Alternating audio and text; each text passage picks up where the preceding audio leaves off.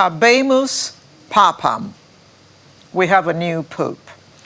Good morning. I am Alero Edu, welcoming you to Sunrise this Saturday morning. I could also do the sign of the cross, but I don't know how to do it. You're not a priest? Let me you not. Can't do that.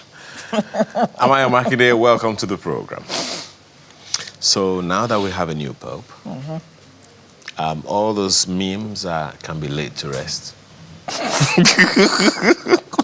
I think I know the one you're talking about.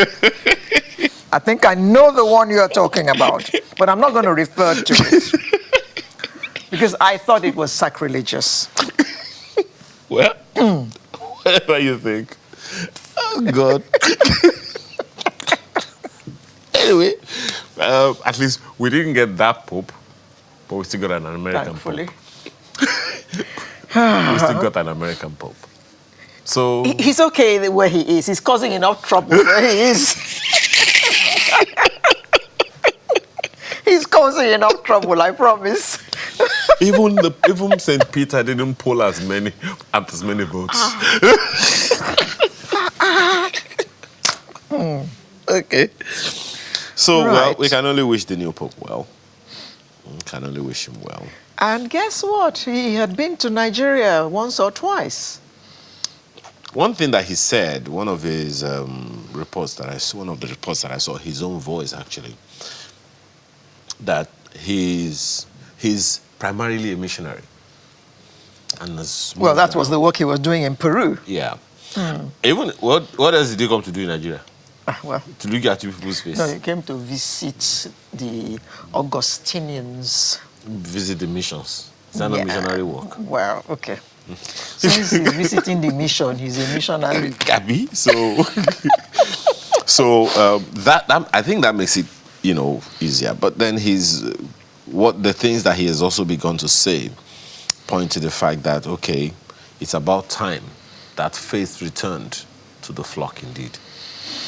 As I said, we can only wish him well because all kinds of things that have been said about the church generally it leaves a lot to be desired. Indeed. And leading 1.4 billion people is not a joke. I mean, if 1.4 million people think along a particular line, right or wrong, then we will have a problem. So the Pope has a job of work to do, leading his flock in the right direction, well, as you would say, as one could say. While that is the absolute truth, don't also forget that the Pope usually operates within a system. So is the system enough to sustain, the strength that he has to go on? Sometimes I just try to imagine what is going on in the conclave. What's going on in the minds of the people? We hosted a couple of priests who were telling us, that, look, the Holy Spirit just has to play a major role. And one of them, in the course of saying, look, sometimes we can rule out some measure of politicking. Well, granted, but that the Holy Spirit just has to still play a role, in the whole thing. So there is a system in place that is supposed to help a leader achieve maximum results. Whether he's the Pope or the President. Whether he's the Pope or what. Because... or the governor. Yes, because even the new Pope was some kind of prefect over the bishops at some point. So, and he was appointed by, Pope Francis, according to him. So, again, I can only wish him well. Because, as you said, 1.4 billion Catholics all over the world. All over the world. That's no joke. That's no joke. Yes, Nigeria first. I mean, that was heartwarming to many people. Yeah. But even to me, I gotta say. There's a small problem there. It is now a policy, Nigeria first. But will those who have made this policy be towing the line of Nigeria first? Because it means, first of all those convoy of black jeeps, they have to be changed to Nigerian-made cars.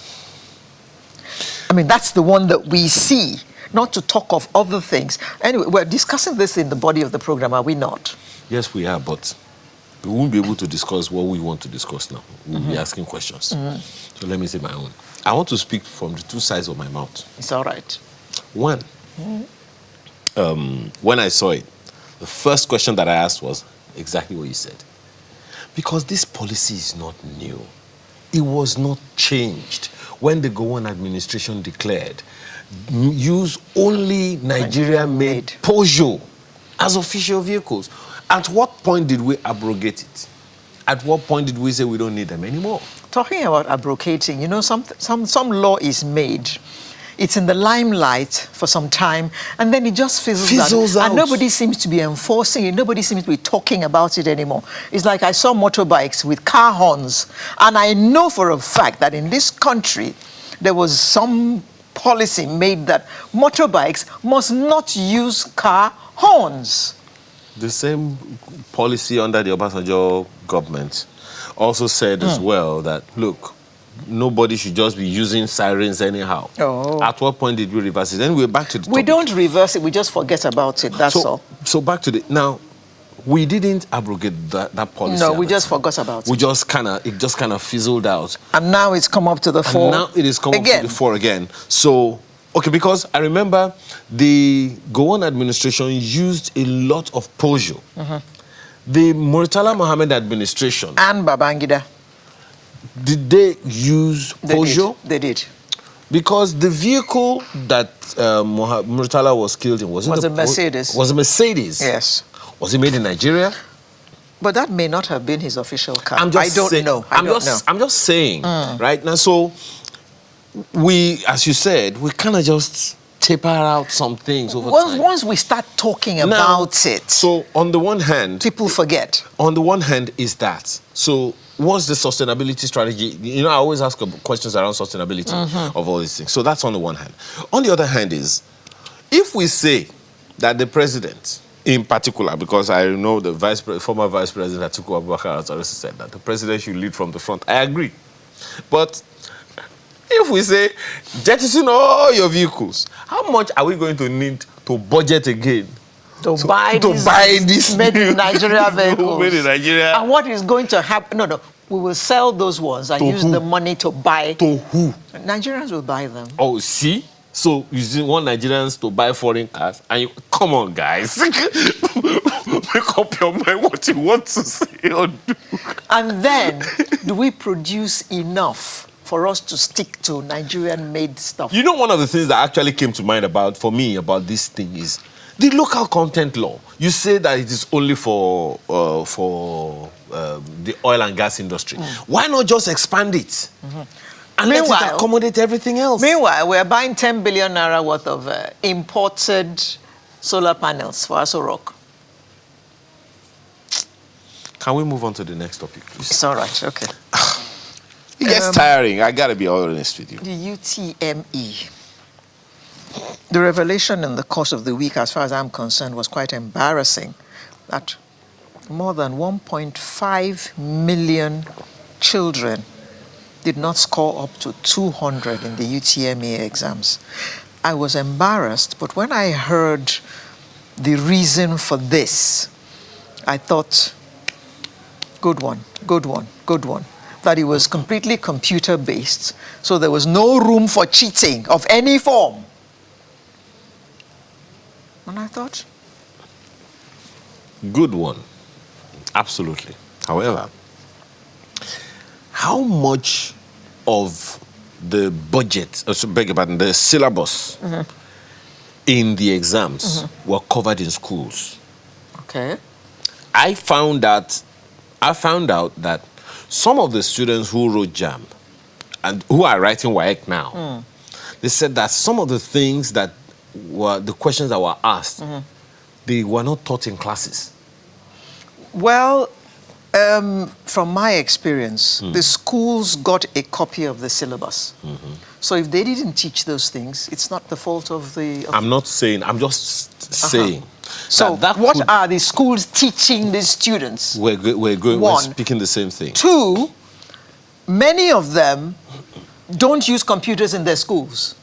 And they're going to write these exams on the computer. computers. And that's when Nigeria is not reversing that any longer. No. That's come to be a No standard. two ways about it. So now there is a need to probe the entire process, because it's not just the syllabus, it's also classwork and everything that has been outlined for various schools all across the nation and all across West Africa, because West African, school certificate program and all of that. So no, this is actually the JAMB exam. I'm just saying, Yeah, okay. because the same thing is happening with WAEC and NECO. The Minister of Education has said we are going all CBT. Yes. So gradually. Cool. Gradually. Great. Yes, gradually. So if and when we get to that point, first of all, have all these classes covered all the syllabus? Someone was, Laulu Akonde, that was telling us on Thursday that there is some between 200 and 300 billion naira UBTE or something like that money for the states to be able to take care of, to boost their education apparatus. Train teachers, employ teachers and all those things. But that the money is just there and they're not collecting it in the schools. And when Laulu said it, I'm like, duh. What's going on here? There. Go and apply and get the money and train your teachers. When I heard him, he said, so why are they not collecting? He said, well, some of the states said they didn't have the counterpart funding to balance up whatever it is that they're going to collect. And I'm like, so their teachers are just sitting in a rut. But you have money for infrastructure. And you have money to buy new black Jeeps. I didn't say anything. Excuse me. So this whole education or no education thing, it's a long talk. Okay. Avoiding the one-party state trapdoor. That's where we're starting from this morning. Well, we'll also segue into this Nigeria First conversation, making it work. How can we? And homegrown digital education revolution. Aha, see? Homegrown. Okay. CBE. I hear, and you ought to know, it's World Migratory Bird Day. Which of them? Which of the birds? You'll find out in the course of the discussion. And we have an artist of the week to close the program as usual. And I urge you to stay on. Is he really an artist or still an artist? He's a king now. You say migratory bird. You want the migratory bird to migrate? Migrate. Okay, sorry. Coming down. He did not migrate. He's just a king. That's all. Oba is an Oba. So that's what we're going to be talking about this morning. So get your cocoa. Cocoa. And spend the next 3 hours odd with us this Saturday morning. See you in just a moment when we start the program in earnest. Joining us and staying with us this morning, avoiding the one-party state trapdoor. Is it really a trapdoor?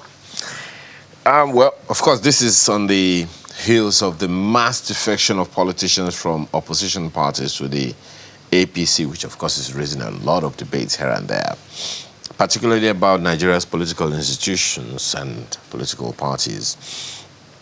In the nearly 2 years since 2023, general elections, the APC has either infiltrated or dominated opposition strongholds. So the presidency, of course, is considering all of these allegations making the rounds baseless and exaggerated. Whether or not these issues are salient, you also find out in this conversation we're about to have with Ahmed Buhari, who is a former presidential candidate, Sustainable National Party (SNP) in 2019, and former vice presidential candidate of African Democratic Congress (ADC) in the 2023 elections. Seated right there with Professor Jidofo Adibe, who is a professor of international relations and political science at Nasarawa State University. Both of them join us, as you can see, from our Abuja studio. Gentlemen, thank you so much for joining us this morning. Thank you. Yeah, let me ask let me begin with Prof. The first thing on my mind, I'm looking at some of the things that a former president, Jonathan, said And I'd like you to speak to that first. First of all, it's not the first time we are hearing these issues about one-party state. In the previous administration, well, I think when the PDP was also in government, we heard that, over and over again. Is it an utterly bad thing? The former president, Goodluck Jonathan, was quoted as saying that countries like Tanzania practiced a one-party system because, according to him, that nation had a reason to go the one-party way because of its multi-religion, multi-ethnic situations and all of those things. But here we are in our own country. What is your take on that comment from the former president?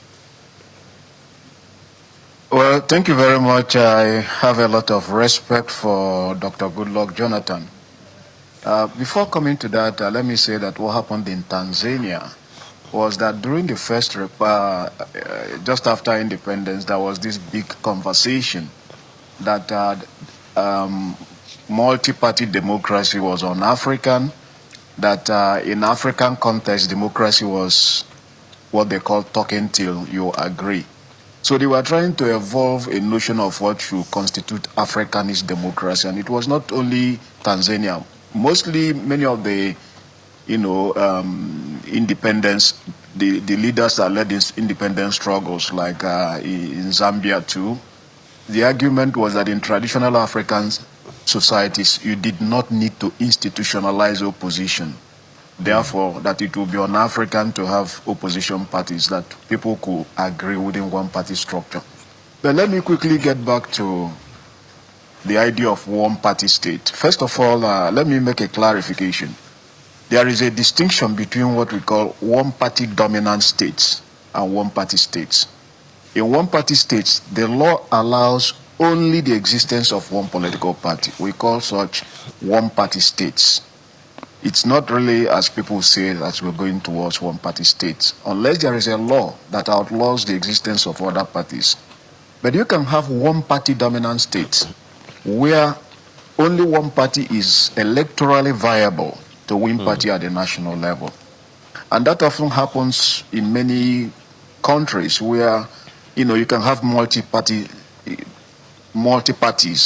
Often you have one or two that are viable at the national level.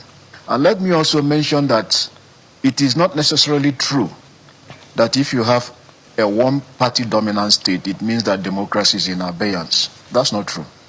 In apartheid South Africa, for example, the National Party of South Africa ruled the country between 1948 and 1994, and nobody, at least for the whites, it was democratic because there was periodic election and all that. Since post-apartheid, since 1994 in South Africa, the ANC has dominated, and still nobody will argue that it is not a democratic country. If you move further down, you go to Sweden, the Social Democratic Workers' Party of Sweden has dominated Swedish politics since 1917. It has either won the majority in parliament or has the plurality. That means it has the highest votes among the competing parties. Then, if you also go to Mexico, the Revolutionary Party, if you go to Japan, let's go to Japan because so many people know.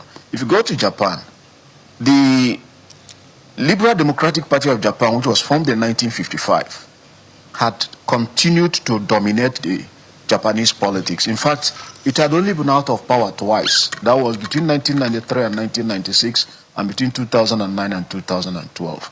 In other words, the fact that you have a one-party dominant state does not necessarily mean that democracy is under threat. Conversely, the fact that you have more than one or two political parties that are viable, that is, can win power at the national level, does not necessarily mean that your system is democratic. You can have periodic elections, to fulfill the rituals, and still the content will become authoritarian. In such a state, we call them that illiberal democracies. So I think that distinction has to be made, that, we are not going towards one-party state. And even during the First Republic, let's say Second Republic of Shagari, what you had again was You start with 5 political parties, suddenly it will often congeal to 2 or so being viable. And then under the Shagari again, you saw something like that. So what I'm trying to say in essence is that we should get away from this notion that once you have one, I'm not advocating for it because it tends to be a natural tendency, but often that tendency sows the seeds of its own implosion. Interesting, Prof. You know, even though the former vice president, beg your pardon, former president was saying that, look, if we must go the one-party way, we have to plan it and know exactly what we are getting into.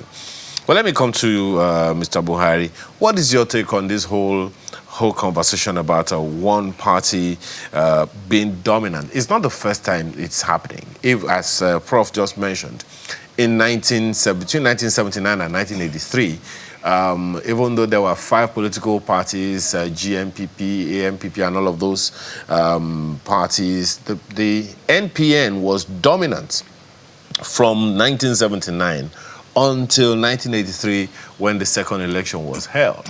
And in this same republic, this fourth republic that we're in, the PDP was dominant, as in really dominant for 16 straight years until it was toppled in 2015. Is this really a new thing? It's not really a new thing, Ayo. That's the truth. And if you go back to 1999 when this Fourth Republic started, we had 4 major political parties, the AD, the PDP, the APP, and of course ABGA. And if you look at the political terrain till today, the players that you find across all the political parties, the existing ones and including the dominant one, are all products from those 4 initial dominant political parties.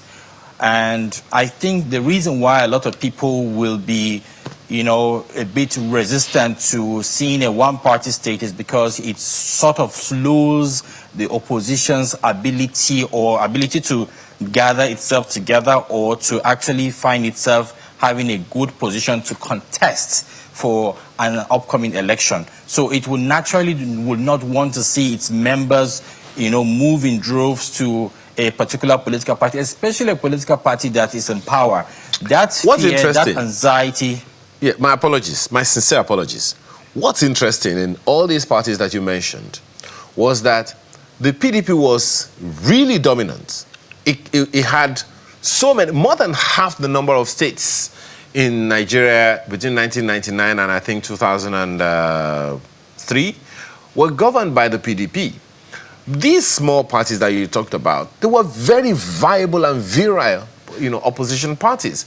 Isn't it surprising now that even though we have a political party, a PDP, for instance, that has quite a significant number of states in, governing a significant number of states, the opposition is not as stiff as it was when the AD just had maybe about 5 states?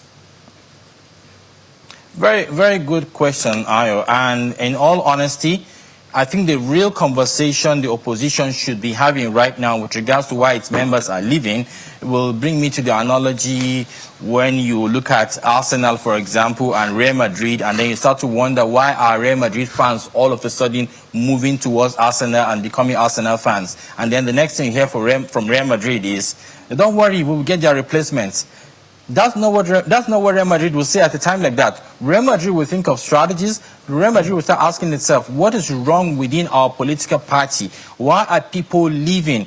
Do we have a leadership problem? Do we have a proper planning problem?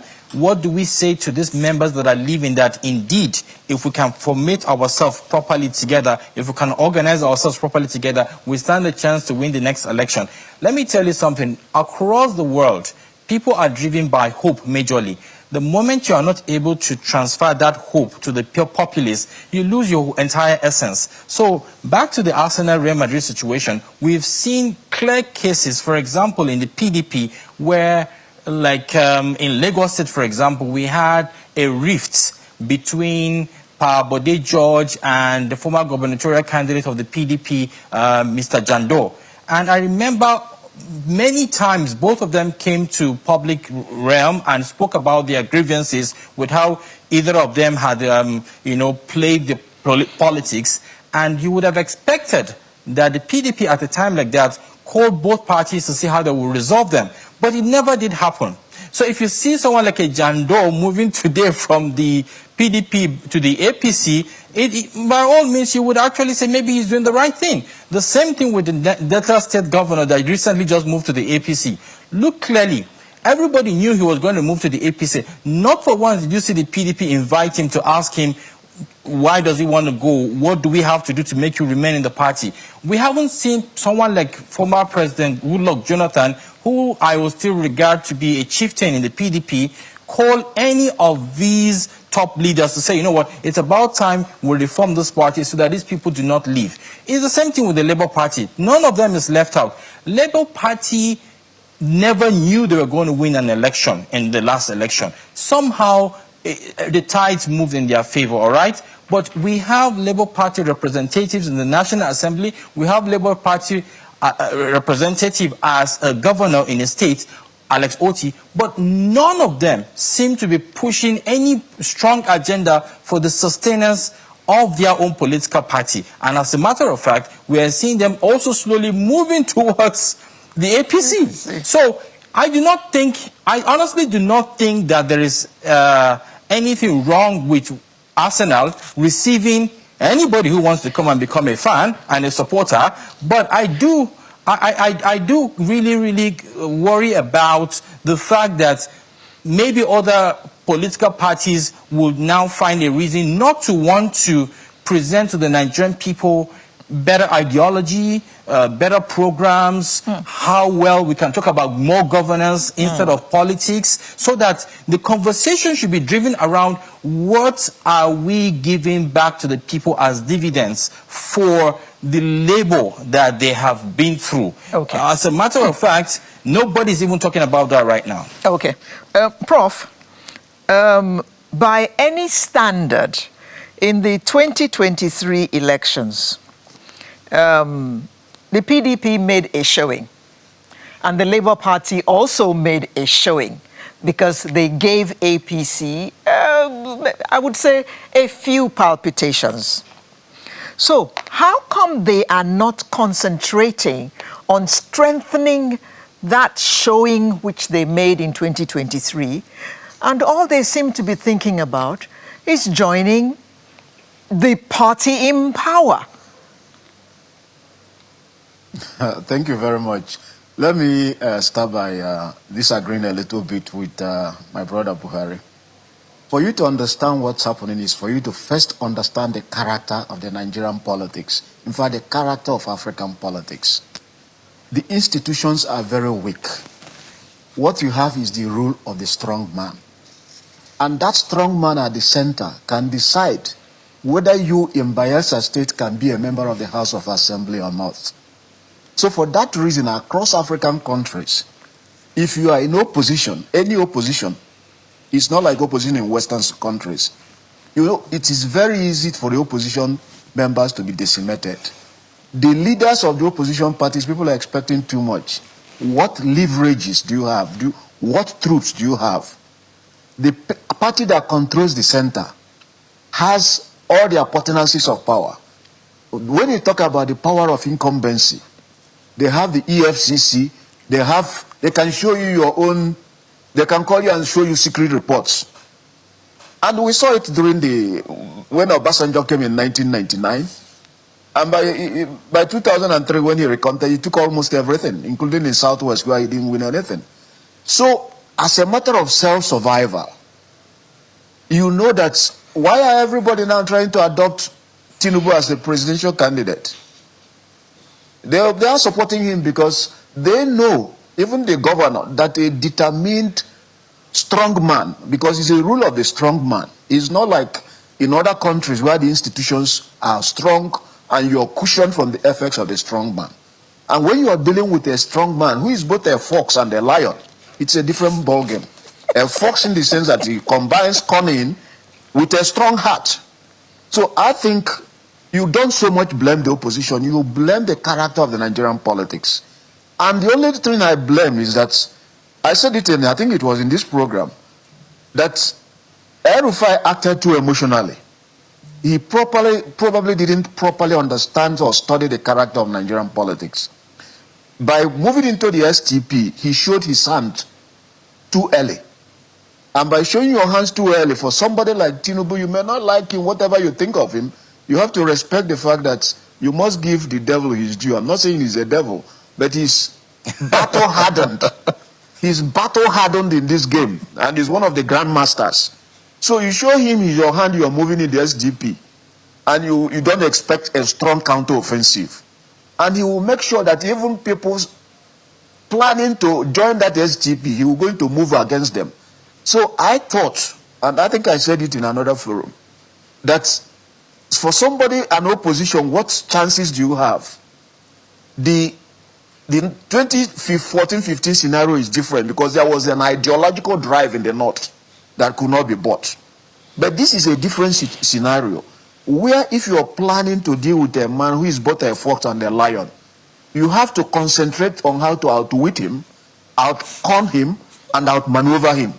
That whatever they were planning, I thought they should have been doing it clandestinely, so that within a short time you come with the element of surprise, and making sure that you put him in a situation that he will be confronting at least 2-3 battles. Now more than 2 years to the point, you just say SDP. In any case, Tinubu was a senator under SDP. And how are you even sure that the leadership of the SDP is not an extension of Tinubu's political machine? And you come and say you're moving to SDP. It makes it difficult for people to go and move into the SDP. Because Tinubu is going to make sure, he's a grandmaster in this game. You give him that credit. That's it's not going to be viable. So they have to go back to the drawing board. Mr. Buhari, how do we make the smaller parties stronger? Because all this that's going on now is weakening the smaller parties. Some of them are even going into oblivion. But we need to make them stronger because there has to be a viable opposition. You're very correct, and just like Prof said, he believes that maybe El-Rufai and his friends made a move too early. But again, I would like to say to him that this is their decision.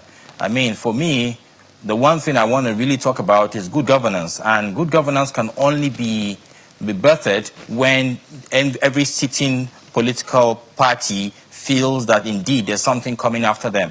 And I remember, I think just shortly after El-Rufai started making all of the moves, we started hearing the government speaking more about policies. And that is what drives the democracy. And that is the main reason why everybody would rather have few competitors, so that those few competitors around, like you just mentioned, smaller parties, rearing their heads out. I remember in 2019 when I contested, I was in your studio, and I remember I was much younger, about 10 years ago. You laughed at me because you felt my neck was very skinny. But it had to be done.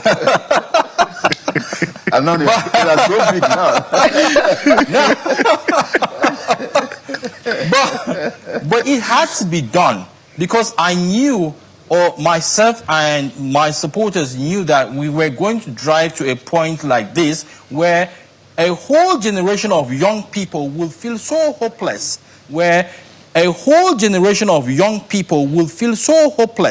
that they would rather just join whatever is presented to them rather than create that new tribe. Now, that new tribe is where this conversation is driven around what you just mentioned, whether or not the Labour Party gave a good scare to the system, whether or not we saw people who had never presented themselves on any political platform before winning political offices.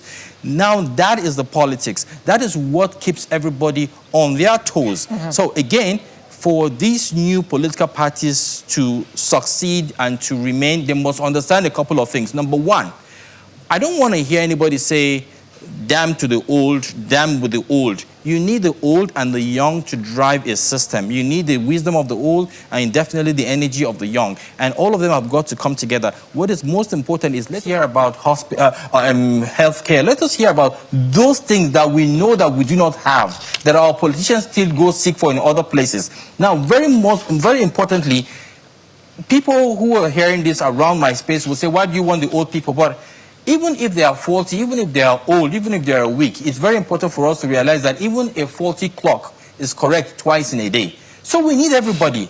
In fact, we need the good, the bad, and the ugly, because it is in all of those mix that you have a reflection of the same Nigerian people that you want to govern.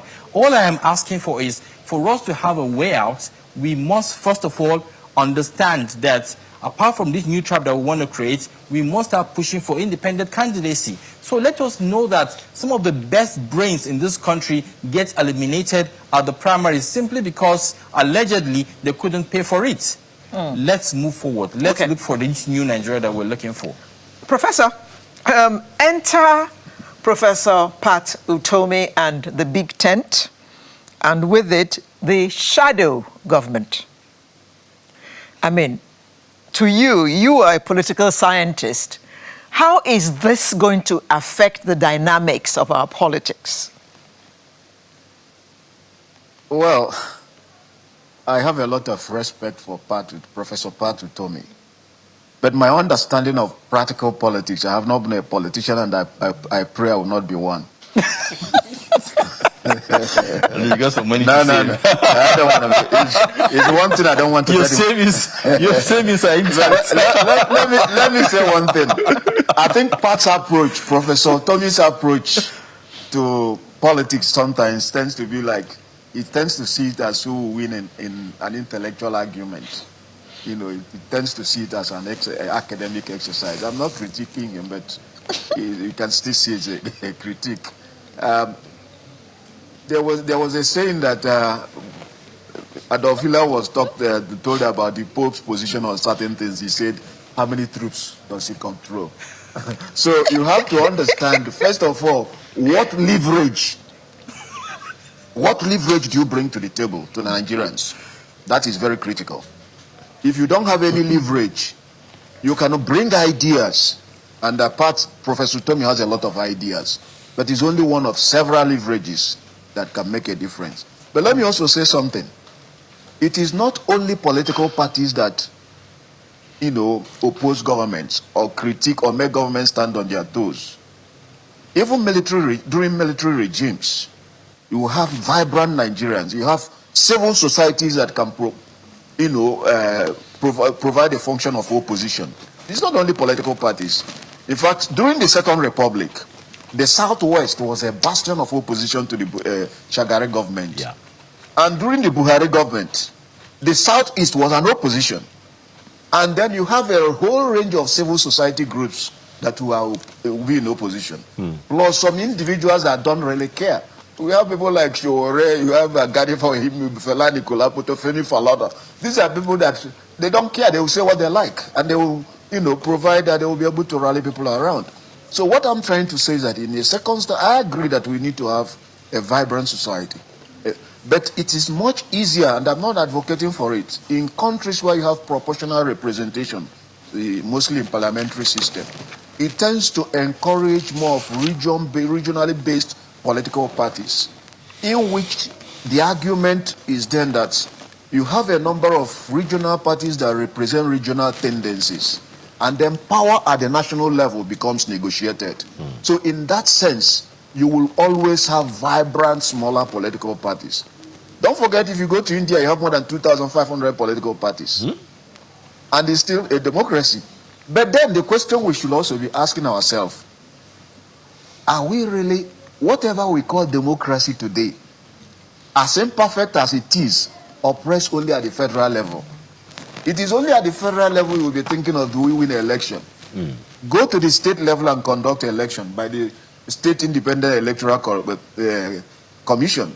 If the governor is so magnanimous, he will concede 2 slots in local government. How many people have won elections against the state government in state judiciaries? Go to the state and critique a governor, and you know whether your house will not be pulled down for constructing it in where you shouldn't. So Prof, the issues you are raising, they are like Muhammad Ali's punches.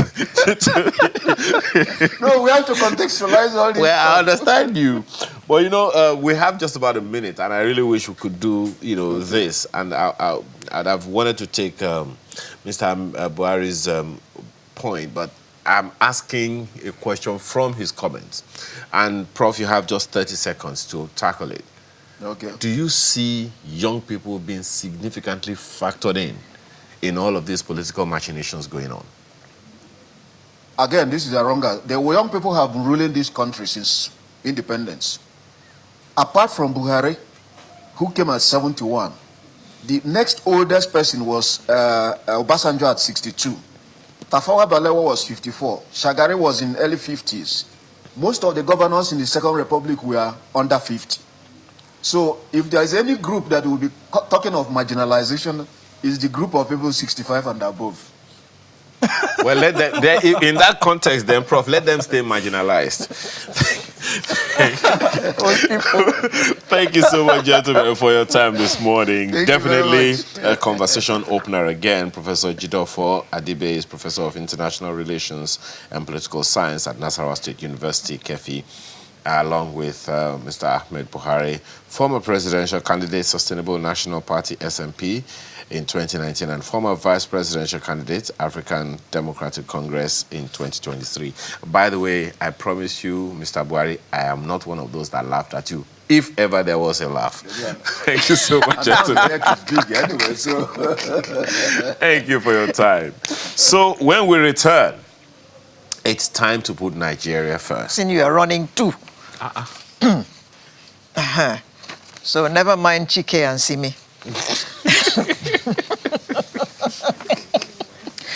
Now let's look at homegrown digital education revolution. Mr. Okey Ibukun is the Chief Executive Officer of Agile IT and Education Limited. Good morning. Good morning. And he has come along with the Chief Operating Officer at the same Agile IT and Education Limited, Solikume Joel. Good morning. Good morning. Now, let me start with the lady. They say ladies first, don't they?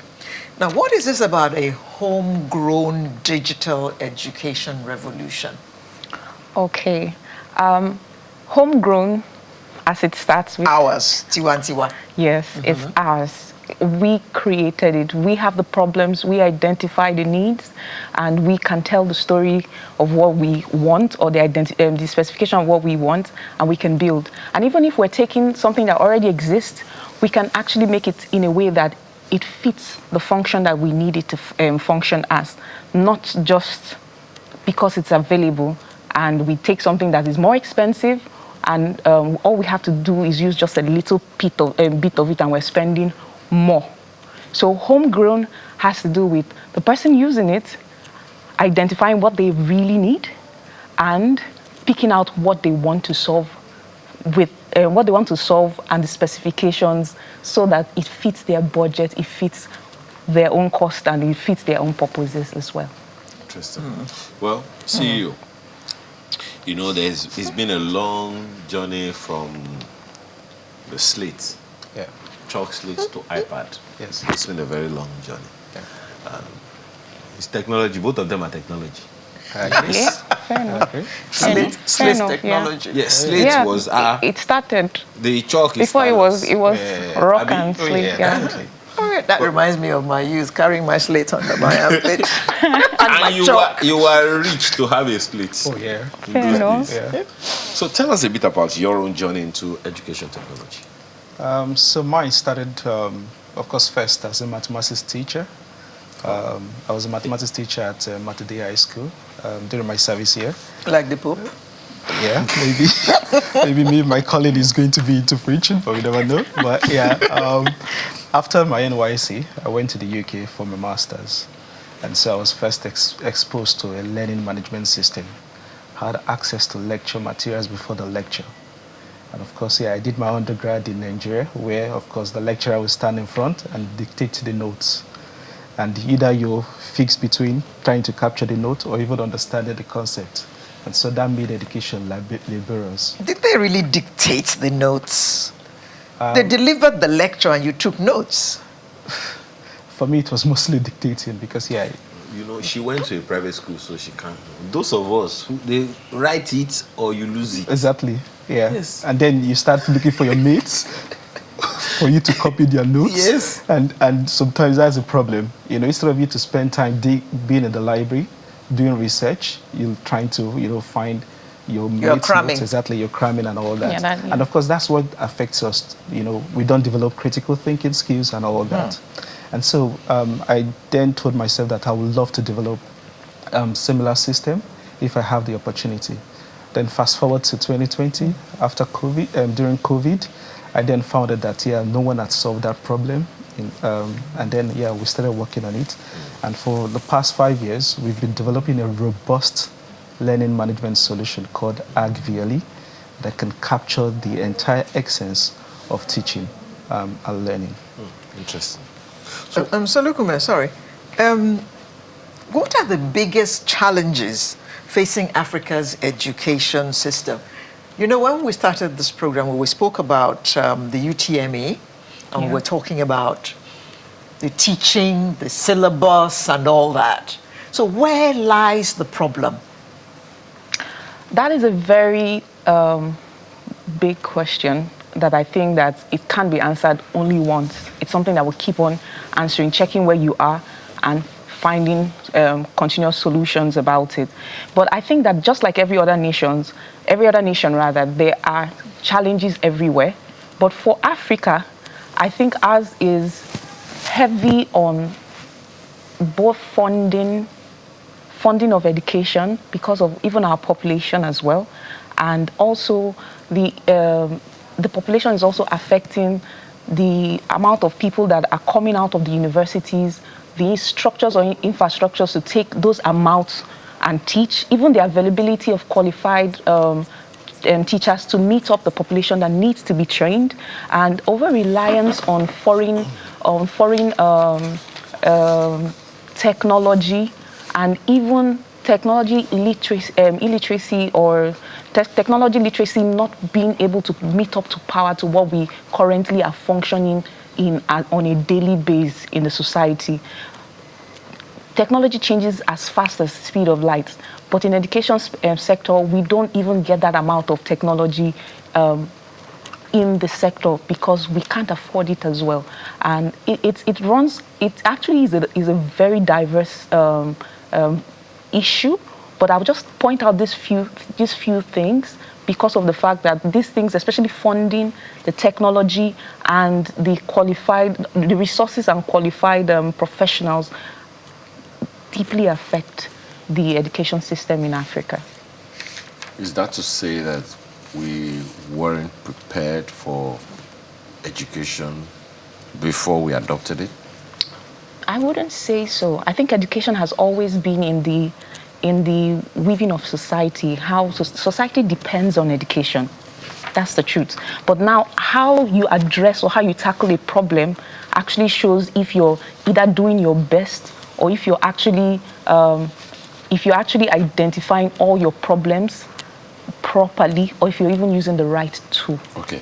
Now, I'm sorry, I may be going a little off script, but Mr. Ibukun, on the one hand is the challenge of education.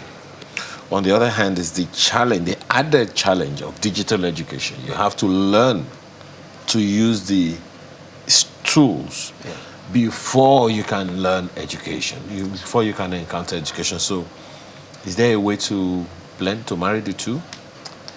Of course, like with anything new, there's of course always the difficulty in terms of upskilling. I think the best thing is for us to start.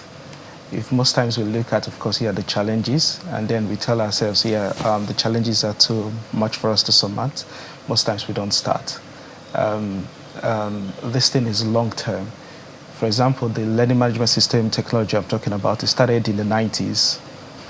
And it's funny enough that, we're in 2025, and a lot of our universities can boast of these technologies. And so when we then compare the Western or the developed world, they started early, and they are where they are now. And of course, it's a long-term thing. I think one of the things that we need to also tell ourselves is that it's a long-term solution, but we have to start. We don't have to wait for everything to be ready. And of course, yeah, this is why this conversation is important, because when we then tell ourselves that we can do it, we believe in ourselves, we plan for long term, we start doing the work, we start helping our lecturers in terms of capacity building, and of course, asking individuals, because it's a collective responsibility, asking individuals to support in terms of CSR initiatives, government agencies also putting in their all in this, then of course, we will achieve. Is that part of the intention for this Digital Higher Education Africa Summit? Oh, yes, that's right. Yeah. So the summit was born out of the work that we've done for the last 5 years. After developing the solution, we had the opportunity to launch it at a university, Niger Delta University, and doing that for the past 3 years, seeing the challenges and everything, we then realized that we can't go on this alone. We need a lot of people. It's a collaborative effort. And so we're looking at bringing in policymakers, also government agencies, even support of the media. We're glad to be here this morning, that the media can amplify our voice. Educators, vice chancellors, including students,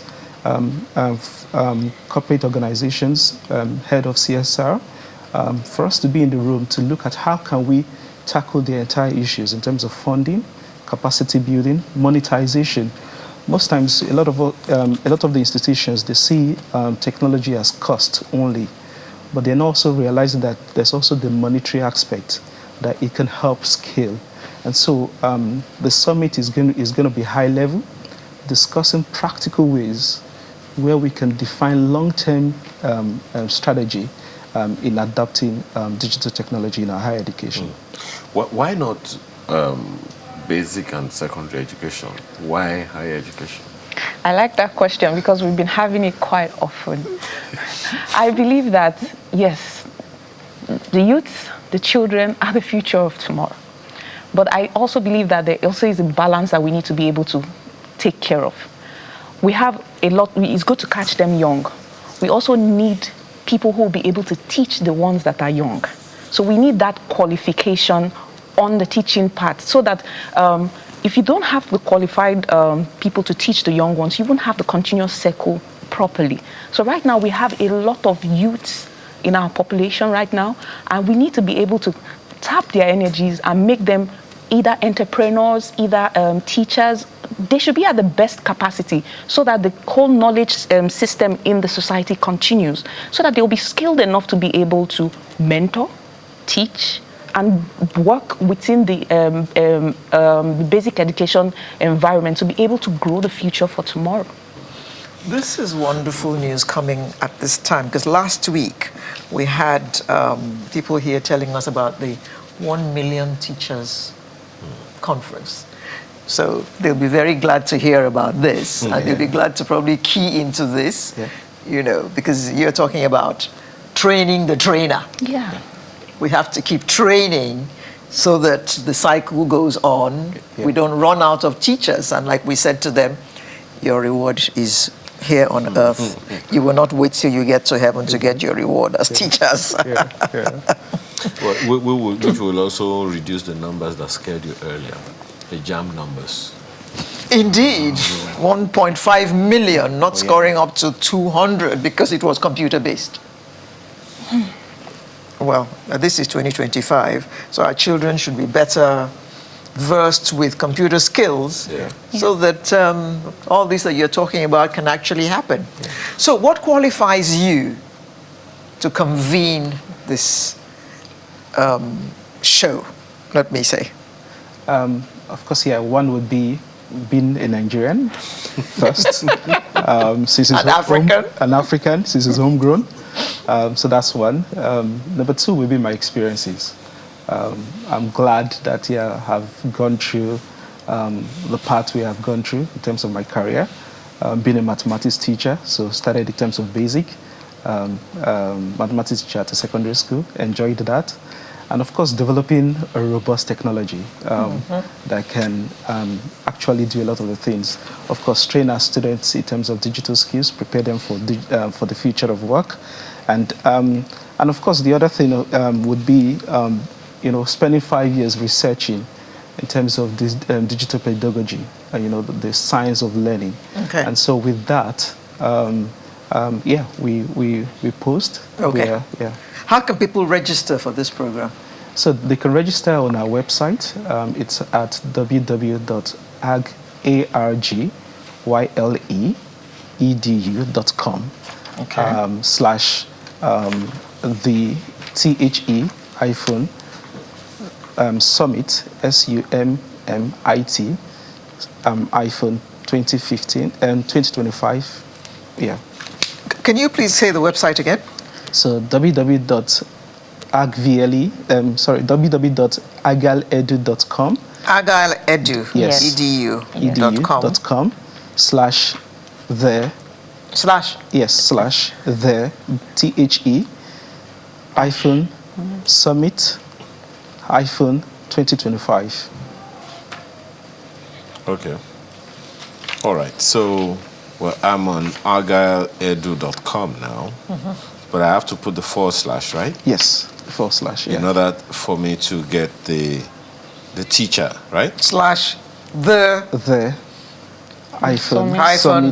summit 2025. The summit. Yes. 2025. Okay. So I'm there now, and it is showing me that this event is taking place June 19 and 20. Yes. And the summit 2020. agyleledu.com / the summit 2025. So what are people to expect at the summit? It's a lot, but I'll try as much as possible to just highlight a few. And you have 30 seconds. 30 seconds, all right. So we're going to be having keynotes from policy people, and also we're going to have inspiring panel sessions that deal with monetizing, funding, digital technology for workforce, and we're going to also have a workshop, live and direct, where people, ICT directors and anyone who is looking for technology for learning centers can explore.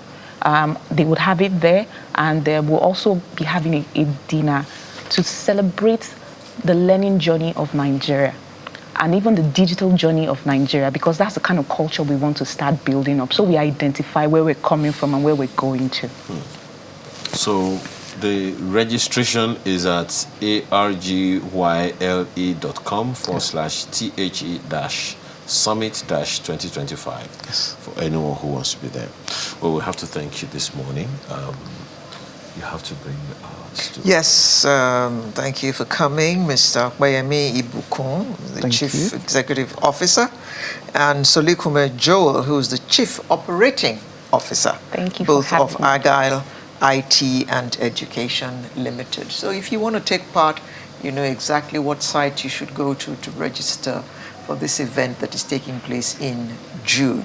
June 15th, did you say? 19th. June 19th. 19th. Thank you very much for coming to tell us about this. Thank you. We wish too you for all the having best. us. Thank you. All right. Have a lovely day. Thank you for staying with us and for remaining with us. We'll be back very shortly to continue the program. Thank you so much for staying with us. Just before our next conversation, we want to let you know that for our DSTV viewers only, we are taking you to Kano State for the investiture of the second Chancellor Alhaji Aliko Dangote at the combined convocation ceremony at the convocation area Adustec Wudil. And again, that is just for DSTV watchers, viewers only. But for the rest of us, stick with us on other platforms. Yes, so the Federal Executive Council, FEC, has approved a Nigeria First economic policy targeted at prioritizing the use of local manufactured goods and services in all government procurements.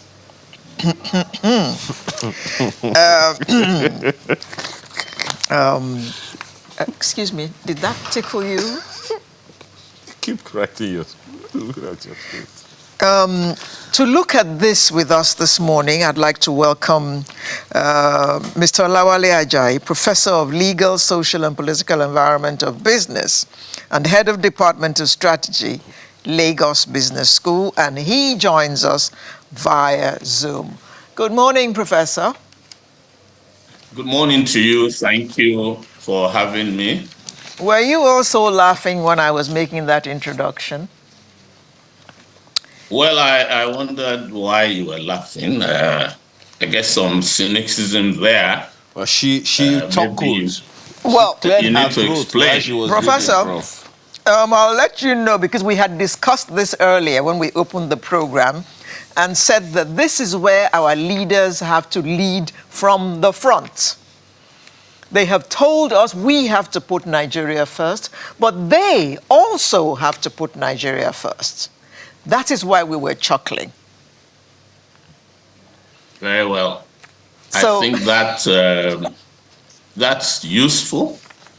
However, I think we need to acknowledge the, shall we say, the sense and commend that policy or that statement of that policy direction. And I would say that what we need to do is not to be unduly cynical, but to help or advocate policies that can, measures that can make the policy workable and successful. okay. Perhaps you're correct that leadership must be demonstrated, and rightly so. There must be leadership by example. But Prof, this is not the first time we're having this policy. It's like we just happen to have forgotten about it, and now it's being reintroduced. So, is there a place for consistent messaging as far as this policy is concerned? Well, I think the important thing is that the policy is a statement, or it's really what government will or will not do. But there's a difference between a policy statement and implemented policy. And I think the important thing is on having the right, shall we say, sets of negotiations, the right sets of consensus or agreement among all stakeholders who are involved in order to ensure that the policy is implemented. Now, what I mean is to say that once government announces a policy, as happens all over the world, there will be winners and losers. Some people are going to make money and some people are going to lose money. Generally, those who have probably been doing things in a different way that the policy is now curbing. And because of that, there's a heavy amount of competition, contestation, sabotage, and so on and so forth. And this is what is going to determine whether that policy will thrive or not. As far as Nigeria is concerned, it has been the typical pattern between importers and manufacturers that the importers tend to win. The manufacturers have the disadvantage of the poor infrastructure, lengthy and expensive financing cycles, etc. All the things that make for disadvantage in manufacturing in Nigeria. But importers, basically what you need to do is just have money, order from abroad, open an LC or whatever, and bring in those goods. And they're not adding any value, but they make money and they make immediate money. And so what I found when I was manufacturing is that the importers lobby seem to have more success with government bodies, than the manufacturers. And before you know it, the policy is reversed, or is watered down. In the case of the tire industry in which I was involved, for example, we had people, including actors, in the in the corridors of the of Aso Rock, who virtually said, "Well, we import tires," and in some manner subverted local manufacturing. We see the same thing happening with Dangote refinery. It's a cycle. So unless there's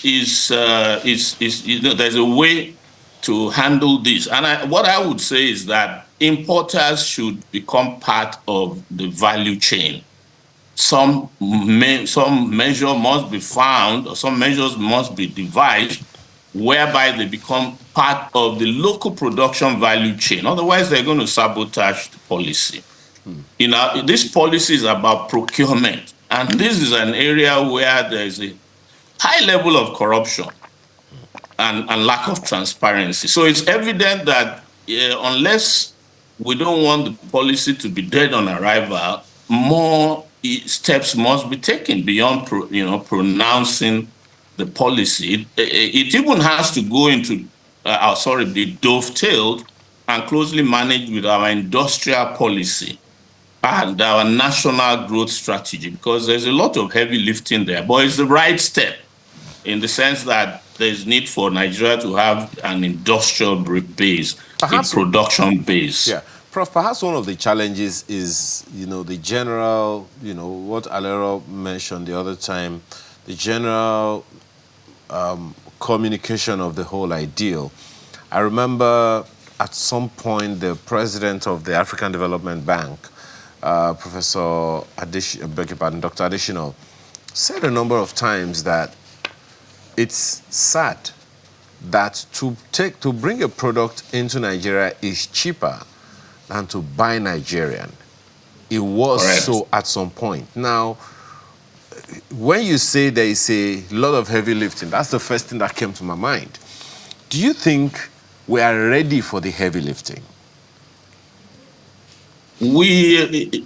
Can we avoid not to do the heavy lifting? I think that really is what we have to bear in mind. Nigeria is in danger of becoming the dumping spot of Africa because of the African Free Continental Trade Agreement and arrangements. It had better become a production hub in Africa. Otherwise, it will have to be a receiver of goods, maybe even from Ghana, or even countries that rearrange their strategy in the right way to become production centers. The reason why that's even a little more, my apologies, sir, the reason why that's a little more troubling for me is years ago, I saw an article, I'm still looking for it online, where Chief Obafemi Awolowo was quoted as saying to a group of students in the UK, pre-independent, that the politicians of his day, pre-independent, were biased for foreign products, foreign importation into the country, as opposed to buying Nigerian as far back as pre-independent. So it's a can I say it's a generational problem? And I remember, Mr. Audu Ogbe, or Chief Audu Ogbe, who, while he was Minister of Agriculture, saying that some Nigerians had a penchant for importing something as trivial as pizza from outside Nigeria. Pizza via private jets. I like this particular one and I want to bring it in. So that's why I'm asking, what if we say we have to do some heavy lifting, then some serious conversations have to be had. What are these conversations, in your opinion, that must be heard, and who would you say should lead the charge? Necessarily, the president has to lead the charge. Beyond the policy, the measures I think that need to be put in place, you're correct. Production costs in Nigeria are at least 30-40% higher than imported goods. And this is because of the poor infrastructure, etc., etc. That's a given that will not go in 1 minute. So we probably we need to put policies, measures in place, and many of them are actually existing to promote local manufacturing. Now, the point there is that you need scale. And I would say what we need is investment. We need to make Nigeria an investment, venue. And we cannot sort of have this across all of Nigeria because of issues with infrastructure and etc. But if we use the the economic zones, the type of policy that China did, you can have. We need to work with clusters of manufacturing, services, etc., to which infrastructure can be provided. We need to attract. We need to sort of pin Nigerian manufacturing, or manufacturing in Nigeria rather, into regional and global value chain. So we need to really work to bring in investment. The truth is that we have many of the raw materials that are needed. Our educational system also needs to be put right. But that may not even be across board all at once. We need to determine in what areas or which skills we really need, and then try and upskill that, very quickly. This is following the Indian strategy of niche advantage. They cannot compete with China on all fronts. But if they determine that we want to go to space, they put everything in place to ensure that they have the right persons to help with space. You have the production and so on and so forth. So I think these are some of the things that we need to do. What I generally say these days is that actually what the president should be talking about is make Nigeria the investment capital of the world. Everything that you need to do to make that happen will turn around the country. And that is the secret of China. The secret of China is not really merely local content. Actually, it is because China has found a way, things are changing now, of course, found a way to attract capital investment into China. And what they did was to subsidize at the level of factors of production. It's not even at the level of, subsidies, tax subsidies. They do that as well. But in terms of factors of production, they found a way to subsidize their industry. But China is moving out of, low value added manufacturing. And Nigeria can attract some of such, as Vietnam and some of the countries, around China have done. So it needs a more, more comprehensive working, and it needs to be, what's it now? This needs to be the credo. But it's not just manufacturing; it's also in terms of services. So if financial services is doing well, which it is, we need to see how to turbocharge that a lot more. I think it's this comprehensive working and going about it dedicatedly over time that will really lift Nigeria. We're at an inflection point, and we need entrepreneurs. We don't need commission agents, people who have access to money and can import. We need people who are going to, work, either invest on their own or work with partners to invest in production. This includes agriculture, manufacturing, type of things that Dangote and some other people are doing. Finally, so that I can stop on this point, cement industry under Obasanjo was able to get a series of measures that helped them to scale up local production. And I've always wondered, if we could do it with cement, why don't we do it with some other sectors as well? Nollywood or entertainment is doing well. Why can we not really do a lot more work ensuring that we capture more value in Nollywood? The cameras need to be made in Nigeria. The technology needs to be done in Nigeria, which is not to say don't do anything abroad, is to tell those people, come and invest in Nigeria. And I think that's really the sense and logic I would see that we need to follow. But it's a commendable policy, and if you say it's a restatement of policy, it's something that we need to do and keep at. Professor, what you have just said about the example you gave of making cameras in Nigeria, that seems to be a tall order, because how much would those cameras sell for when they have factored in all the taxes they have to pay, the electricity not being available? The cameras will be 10 times what it would cost if they imported it. So why wouldn't they just go ahead and import it? Yeah, so that is why I said if we use special economic zones where there's power, where there's financing, where you have production policies, but this is not production for Nigeria alone. It is production at scale. So what we're really saying is, manufacturers, well, is producing how many films a day? I don't know, maybe 100 or more.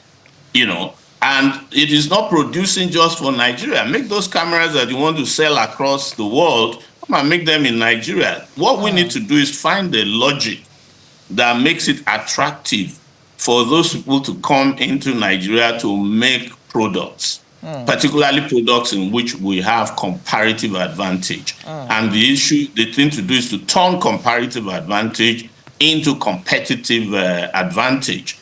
I think that is the logic that we must follow here. We must find a way to scale beyond those limitations to production. So I think there's no point, throwing up our hands decade after decade saying it's not possible. The important thing is, how do we make it possible? With vision and with enthusiasm. And we need the citizenry, because as your colleague said, if Nigerians continue with this propensity for imported goods, it's not going to help. The Indians, for example, at least as far as their clothing, their production is concerned, they will buy Indian. The middle class, upper middle class, and the richer people will go for luxury goods. But, well, so to say. The Chinese, for example, they're producing everything, of course, they're wearing. Those who are richer go for products that are made in Italy. But at least in terms of the scale of production, China is producing at overcapacity, and in fact also stunting developing countries. And I think we need to Nigeria needs to find a way to get into that, that value chain, find a way to get into those value chains. And it's not just production for Nigeria, but production for global value chains. Okay. And it may not be all the products, but at least you ensure that you are producing at scale, and you can sell that regionally and globally. But Prof, does the Nigerian himself not have a peculiar problem? And I'm saying this because, for instance, look at the shoes made in Aba that can compare with anywhere in the world, and you see them tag it made in Italy, but it is made in Aba, because the Nigerian will not want to buy what is made in Aba. And it's the same for many other goods. It's not just for shoes. I saw a video last week of a factory in Aba somewhere making clothing. And I mean, the person who posted it said, "This is not China. This is Aba, Nigeria." A full factory making garments. But are we going to buy those goods? So that's why I said it's all the stakeholders. But the point is that all over the world, people want to buy quality. Even the poor want to buy quality. So producers must produce quality, but find a way to sell it at price points that are affordable. Now, the Nigerian problem is that it is what probably we call the Veblen effect. That idea of, I'm wearing more sophisticated goods and so on. I think there are two levels. One is we need to give pride in Nigerian production. We need to ensure that Nigerian production is at the quality that is world class. And I think if we can get global producers to, to join our efforts in one way or the other, that will really help. I mean, Americans would rather buy made in China. I'm talking about the large scale of Americans than made in California, which will be extremely expensive. Yeah. But we need to work on our values, but we also need to ensure that we're able to produce that quality scale. Talking about shoes, for example, it's only shoes, it's also bags. Very good quality being made, but because these are being made by people, small manufacturers, they cannot have the scale and quality to really make an impact. And this is also part of the issues we need to sort of solve. Good to have, what you call handmade goods, but we need people who can get into value chains where they are making to order thousands and so on and so forth. And so a lot of work needs to be done in that area. I see these as opportunities. And I think we need to focus on the opportunities rather than major on the problems. But you're correct. It needs everyone working together. And the countries that have industrialized have followed a strategy of partnership between government, business, labor, and society. And that is what we also need to do in Nigeria. We must do in Nigeria. Prof, I'm trying to find a good way to say this. I was part of a conversation once where we found out that a whole chunk of the leather used for Italian products, yes, are from Nigeria. Designer. Correct.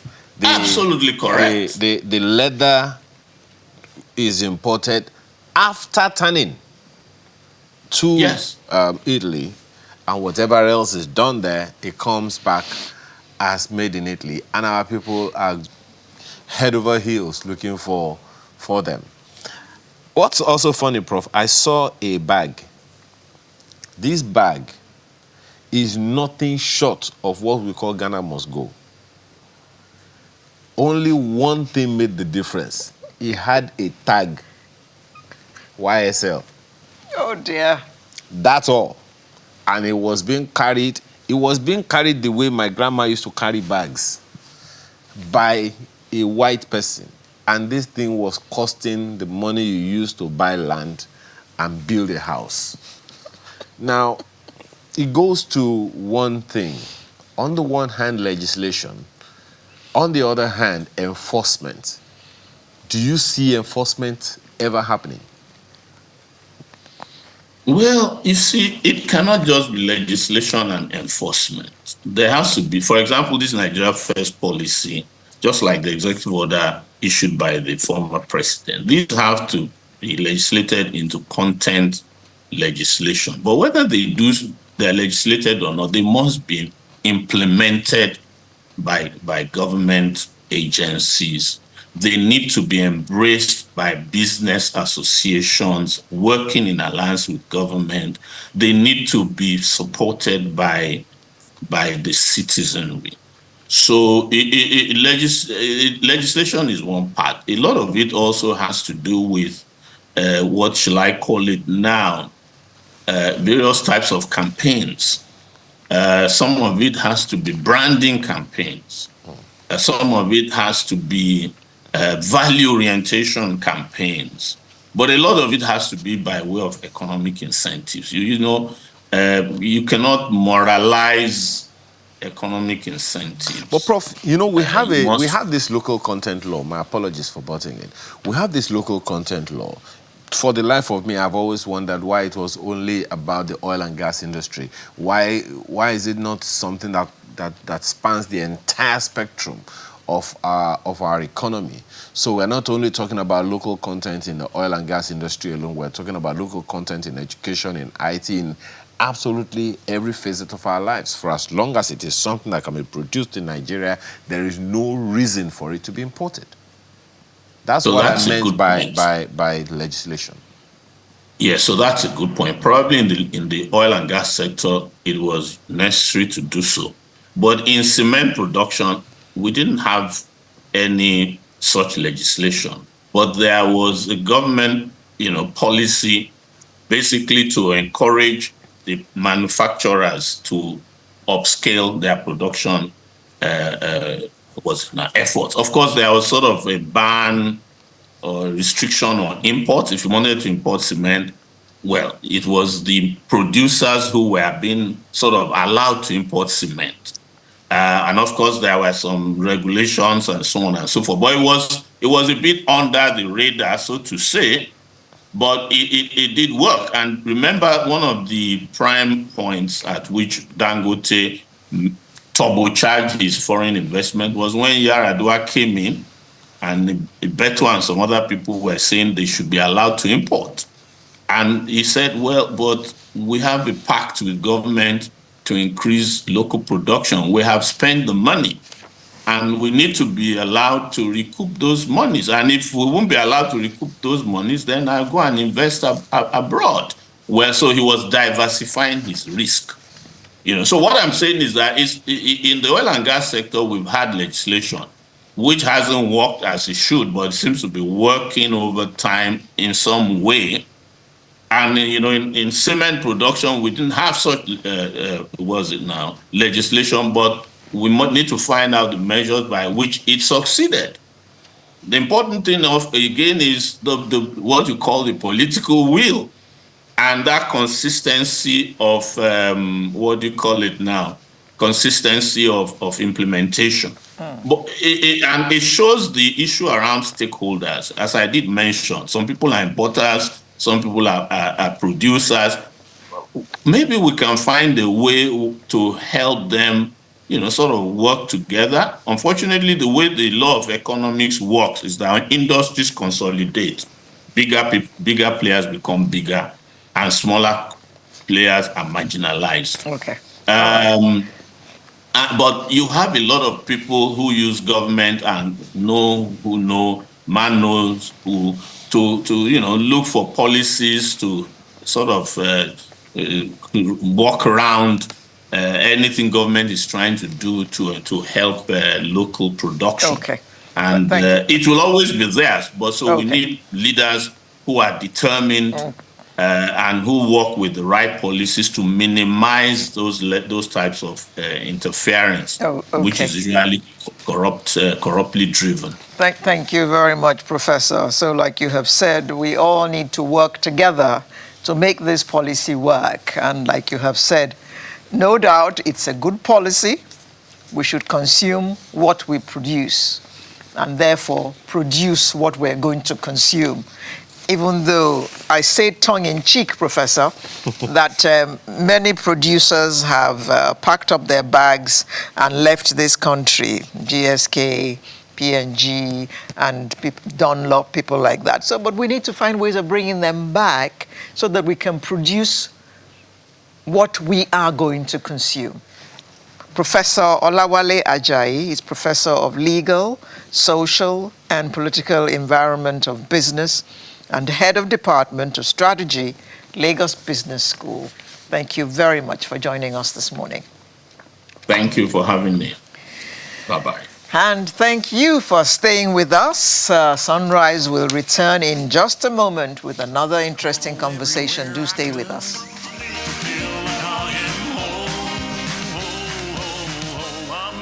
Well, thank you again for staying with us. It's World Migratory Bird Day, an annual awareness-raising campaign highlighting the need for the conservation of migratory birds and their habitats. If you don't know what migratory birds are, well, we have someone who will tell us this morning. Dr. Stella Egbe is the Senior Conservation Manager, Species Programs, Nigerian Conservation Foundation. Thank you for joining us this morning. It's a pleasure being here. What is a migratory bird? Okay. Within our shared ecosystem and space, you have some birds that have the genetic ability to jackpot. Let me use the context that we'll understand. So theirs is not just a decision; it's genetic. They breed in certain parts of the world when conditions are favorable, and when it becomes unfavorable, they have the ability to jackpot to areas where they can now spend time until they return to those places originally. So you have examples of birds that breed in Europe, for example. They have food within the summer, abundant warm weather, and they can reproduce. And then once the winter begins to set in, they move to other parts of the world, like sub-Saharan Africa and Once Nigeria. the economy becomes hard, the jackpot. The jackpot. And it's genetic. That's the wonderful thing about it. It's not a learned behavior. They inherit that ability to do that. We didn't inherit it. We didn't inherit it either. What's the word that she used? It is also genetic for us to jackpot. It's genetic. For instance, people jackpot. We think jackpot is a straight thing. People jackpot from one job to another all the time. Yeah. Jackpot So from one this, accommodation to another. This pattern that you have described, has climate change affected it in any way? Have their patterns changed as a result of climate change? Yeah, so interestingly, yes. There are observations being made because now you have climate mismatch. So a bird, for example, that is supposed to have abundant food in summer, you have climate change now altering the timing. But within their genetic makeup, they already feel like, okay, by August, we should start preparing to jackpot. And then it is now August and conditions have changed. So the food that would otherwise be available due to weather conditions is no longer available. So you have what we call climate mismatch. So you're having those kind of things affecting birds because for birds, reproduction is a very expensive thing. So they need food and resources to do that. And when it's not available, it means that their reproductive cycle will change. For a lot of them, they have peak periods of reproduction because it has to tally with available resources. So that's one of the impacts of climate change on some of these birds. So we understand that there are different migration patterns. Yeah. Talk us through this Okay. so-called migration patterns. All right. Within Africa, for example, you have species that migrate just within Africa. And those ones follow the seasonality of rainfall, because rainfall, when you have rains, then you have increased productivity of food. And so they move from drier areas to areas of more abundance. And that's the intra-African migration. But you also have the global migration, where you have birds moving from other intercontinents wise. So birds from Europe moving to Africa, birds from the South Americas moving to other parts of the world. So these are different kinds of migrations that exist. So how about the birds that reside on lowlands during the winter months? So you have all of that. For example, there are groups of birds called waders. They feed on microorganisms within the wetlands. They also migrate. So the birds that migrate do not have a single behavior. You have different kind of birds that migrate. The ones that feed on insects, the ones that feed on other smaller birds or fish that we call raptors. So different kinds of birds migrate. Are they endangered, the migratory birds? So some of them are endangered because their populations are declining as a result of different impacts, climate change, human activities. A few of them are highlighted, and the understanding that they are endangered comes from the work that conservationists do to monitor them year in, year out, to understand to monitor their populations, and you can tell over time that there's a change in the population size of these birds. And what's the impact of that on our ecosystem? Okay, so birds provide different functions to within our ecosystem and our space. from pollination to the dispersal of seeds. And it is not just the product of their activities is not enjoyed by just birds. Even humans benefit from some of these functions that birds carry out. So pollination, for example, is responsible for a lot of our fruits and food. Dispersal of seed, helps us, especially for our natural growing plants and animals. It is dispersal that is responsible for the regeneration of those. And when you lose a bird that is supposed to provide that service, then you lose that service itself. And that is the challenge. And one of the easiest ways to measure that impact is to, for example, look at plants that are pollinated by birds. If you don't have birds, what would it cost you to do that artificially? That is one way to look at what the loss of those kind of birds is to the ecosystem. Are there any birds that migrate from the warm parts of the world to cooler regions? Yes. And if there are, why do they do that? So generally, the pattern is colder parts of the world to warmer parts of the world. Yes. Yes. Most times you have, because you have a fairly stable condition in the warmer parts of the world, the change in temperature is not drastic. So most birds within those climes do not find it necessary to make any movement. Most times the movement is from the very cold climes to the warmer parts of the world. Yes. Are there a lot of birds that japa? Yes. So I'll give you an example. There is a place in Nigeria called the Hadejia Onguru Wetlands.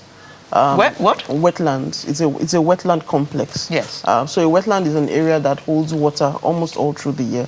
While the water level would change, it would always be moist. And if you go there during the peak of the winter season from October, November, December, January. Please don't call it winter. We don't have winter in Nigeria. Yeah, so we use that because we are celebrating this globally. Yeah. Yeah. So okay. So in the Harmattan period here, if you go to those areas, you can find birds that up to 20,000 within that area. All of that population have migrated from the colder parts of different species. Different species. Okay. In those kinds of areas. Where exactly is this place in Nigeria, please? So that complex is around the Jigawa, Bauchi axis, where you have the parts of it is now the Hadejia National Park.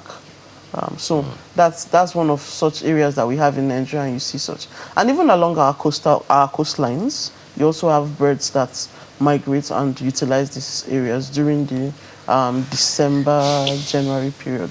You know that some of our people have a natural inclination for bushmeat. You're laughing. So, why are you laughing at you? Allow me to ask my question. I know the question. Who asked the question then? Go ahead.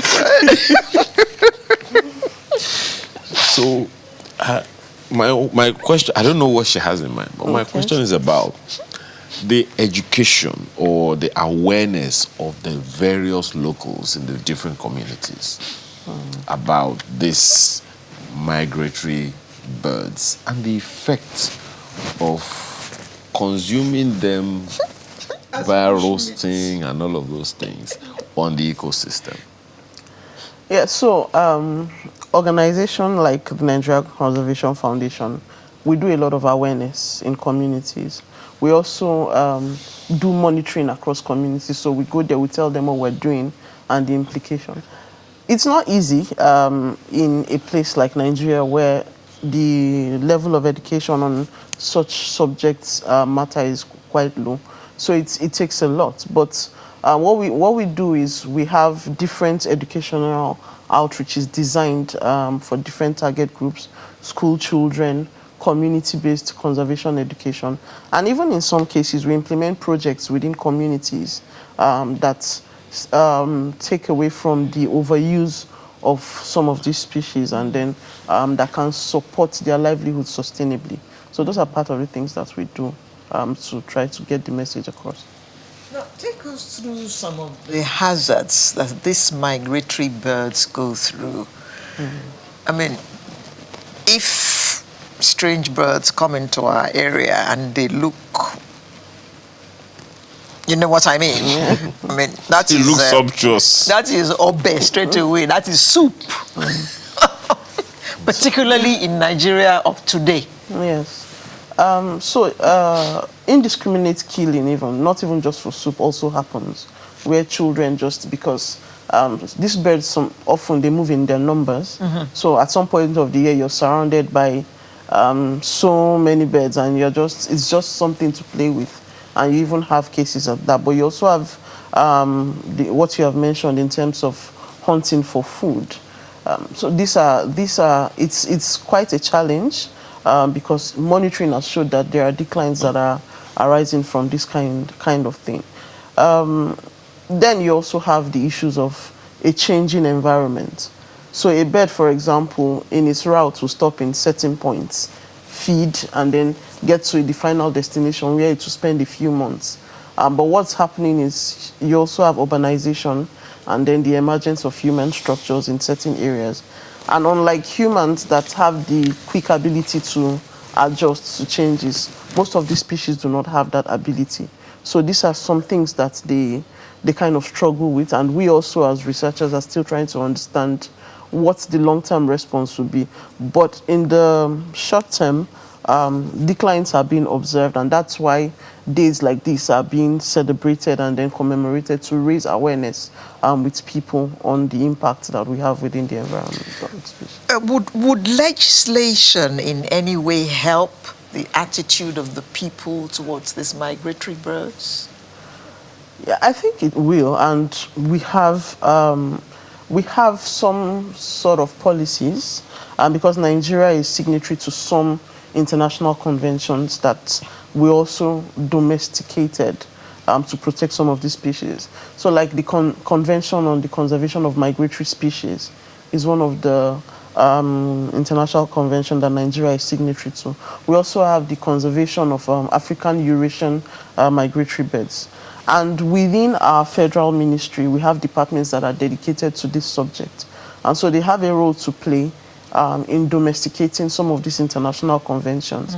And then people like us now raise awareness on these issues while the government does the enforcement to ensure that people do not indiscriminately use the resources within our ecosystem and then endanger the functions that we benefit from them.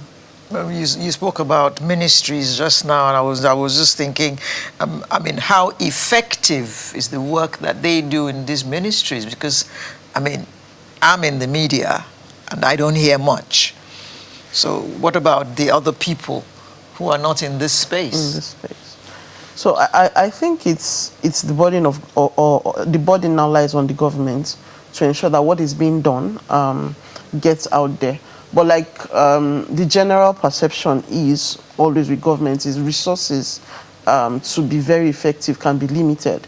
And that's why organizations like us partner with governments, understand, also advocate for the laws and also raise awareness. And working with media like you today, definitely this message is going to reach out to a lot of people. And we hope that the government, has more resources to do what they are already doing at a more effective scale.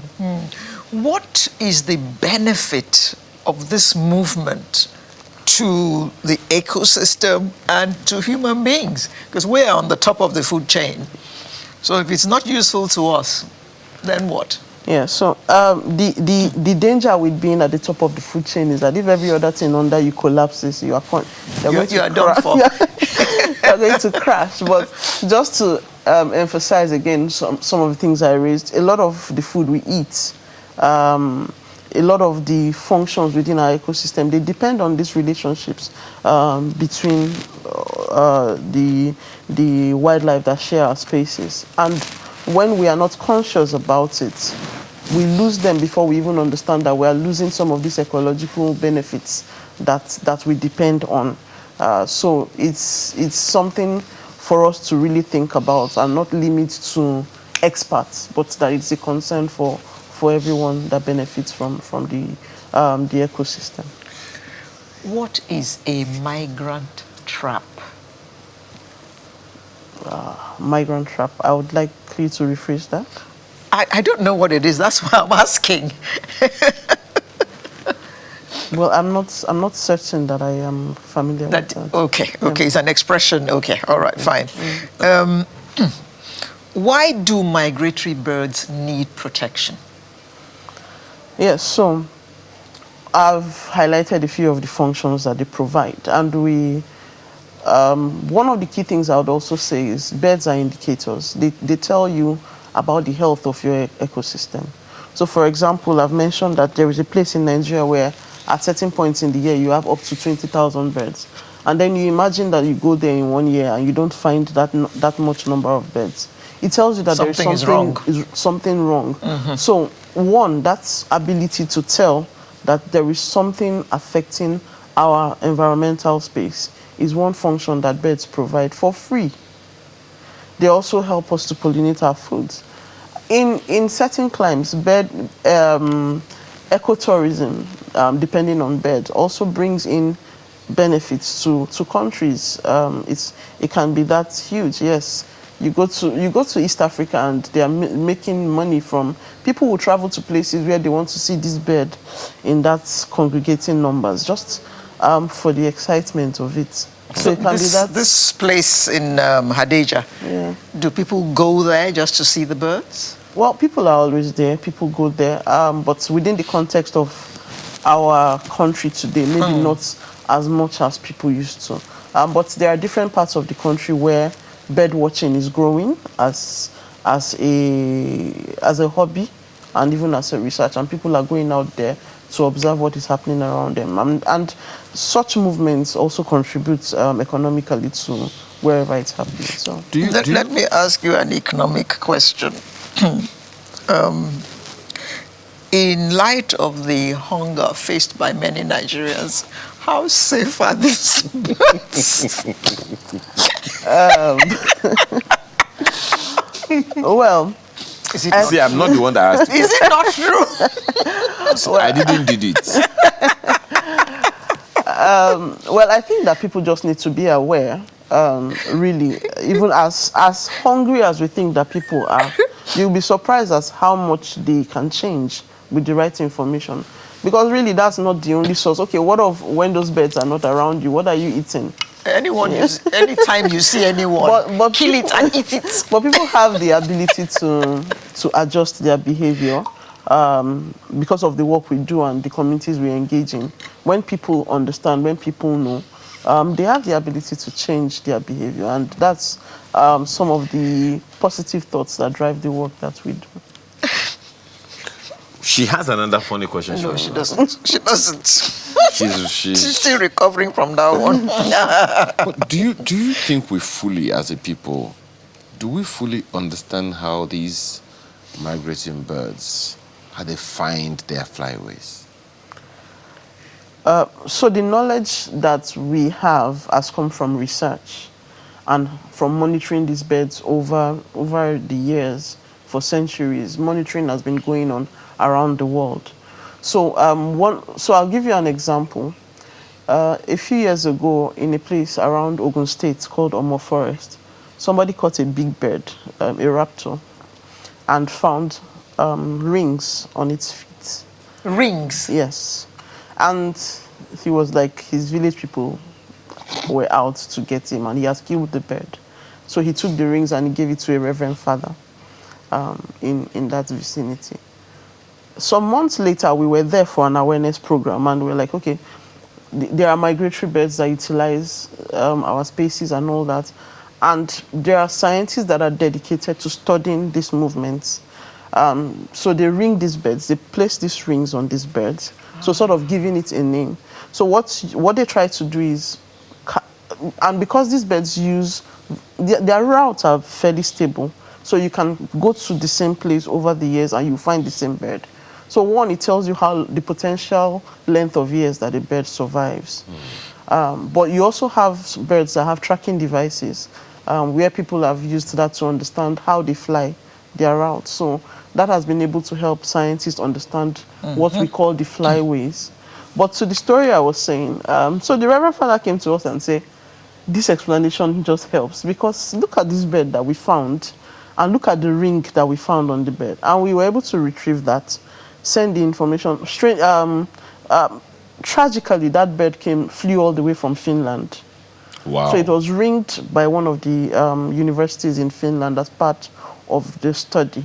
And so we sent them details to say, okay, we have retrieved the ring. Unfortunately, the bird was killed. It didn't die of natural causes. Those kind of things help you to understand where these birds utilize and where to focus your efforts on when you try to do your work. So, to the question that she asked the other time, migrant traps could be said to refer to some kind of geographical location or area where migrating birds are temporarily concentrated or halted. Okay. So I don't know if that gives some context. Okay, yeah, so it does. So one word I use, for example, stopovers. So they could be, for example, the final destination of one end of your migration.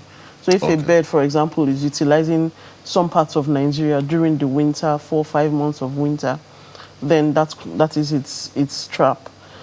In some cases, it could be where you're stopping to refuel.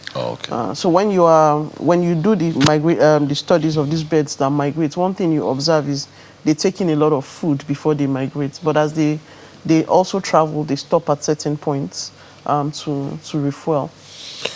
We understand that the red knot has one of the longest total migration routes of any bird.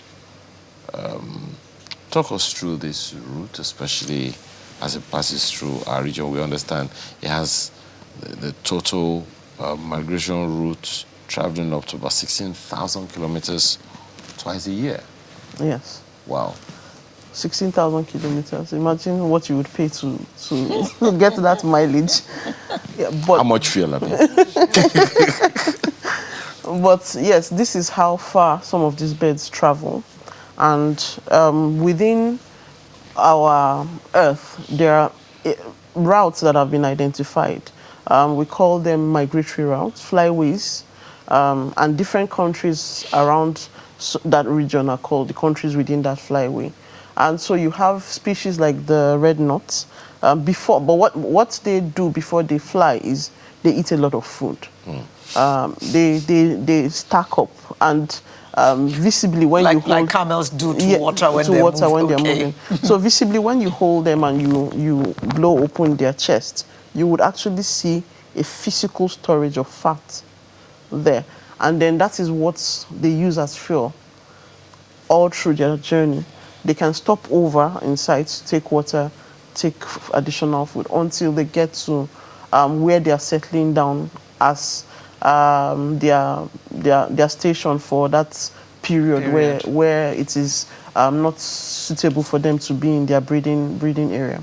And then the same thing happens when they are returning. When it's time to return, they also stack up a lot of food to have energy to make that kind of journey. And so that's sort of a picture of what the migratory journey for a bird looks like. Well, we seem to be stretching you on this matter, but now you've talked about laws, policies, and all those things. But how about the responsibility of states? I'm talking about the federal government and state governments. Now, if you would say a government agency or ministry or department has a responsibility, would it be the Ministry of Agriculture or the Ministry of the Environment in any state? In any state. So I think it's different for states depending on where they've allocated that responsibility. So for example, in Ogun State, for example, where we work on species, not just birds, generally species conservation, we work with the Ministry of Forestry. Conservation forms part of their core mandate.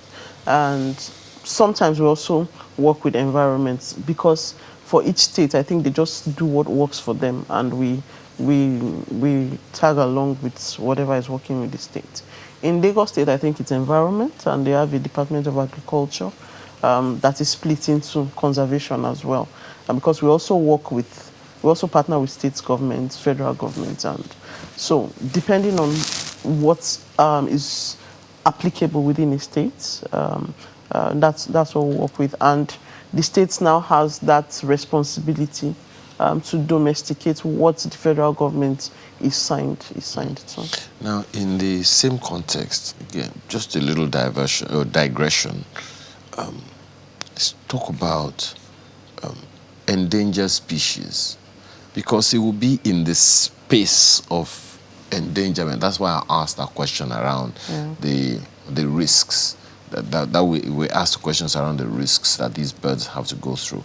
So talk us through some of the endangered species, and primarily, if as people, federal, state, local governments, we are conscious enough of the risks of this endangerment.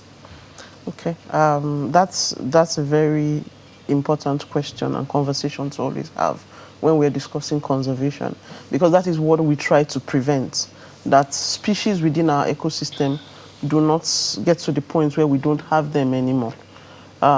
You have population declines, and when they become drastic, it means that the species, no matter how they reproduce, because the original population has lost its viability, it continues to decline until it disappears totally, and that's what we call extinction. So that's what this kind of program helps us to raise awareness on. The cumulative effects of whether climate change, anthropogenic activities, hunting, and destruction of the habitat, all of that is what impacts this population of species.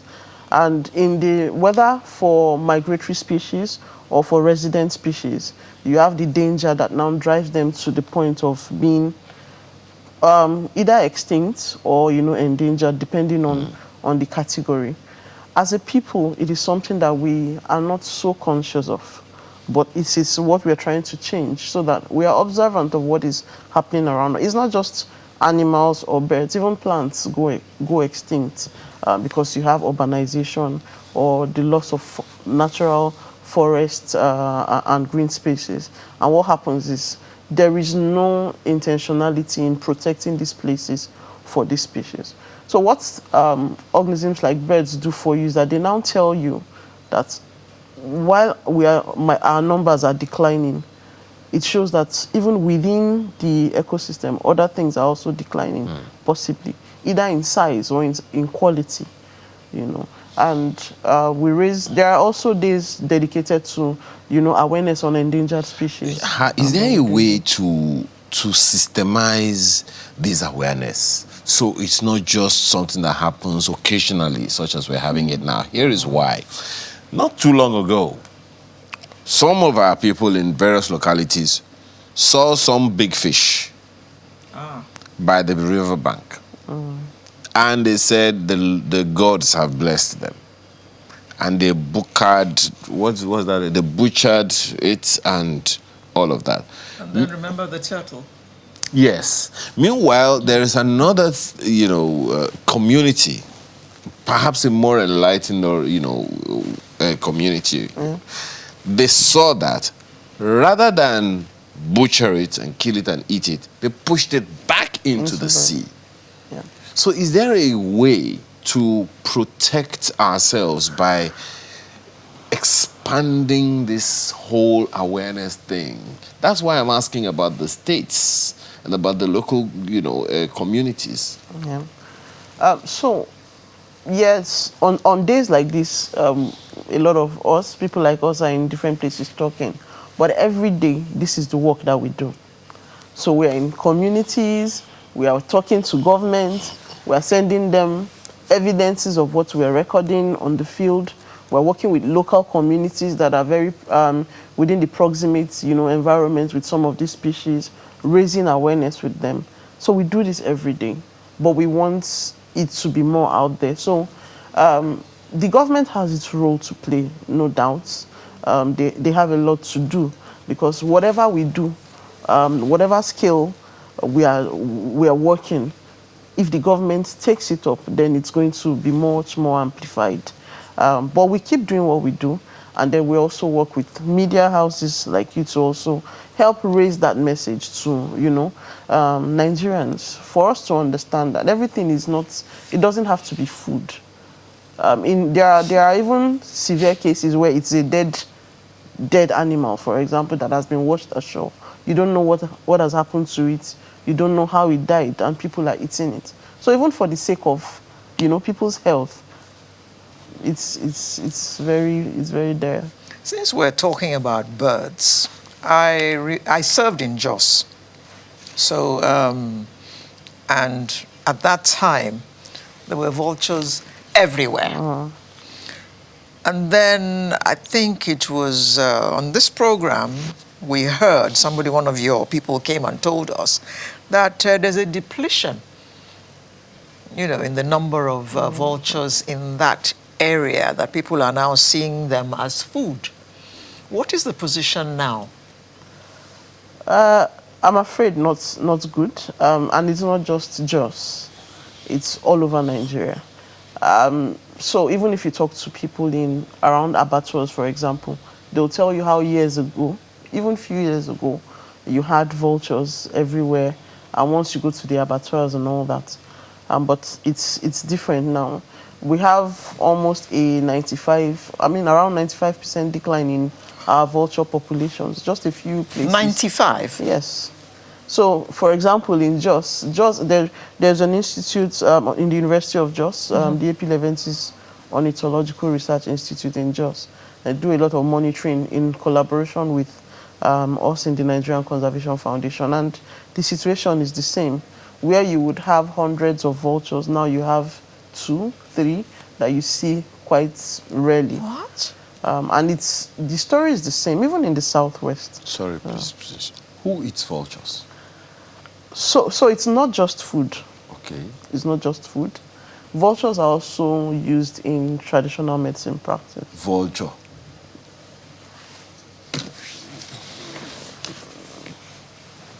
Go on. So they're also used in traditional medicine practice. So if you go to wildlife markets around Nigeria, you'd find vulture, either live or vulture parts in markets being sold for that purpose. You also have habitat destruction, because many of these large birds, they require very huge trees as their shelter. And then you have all of this deforestation going on.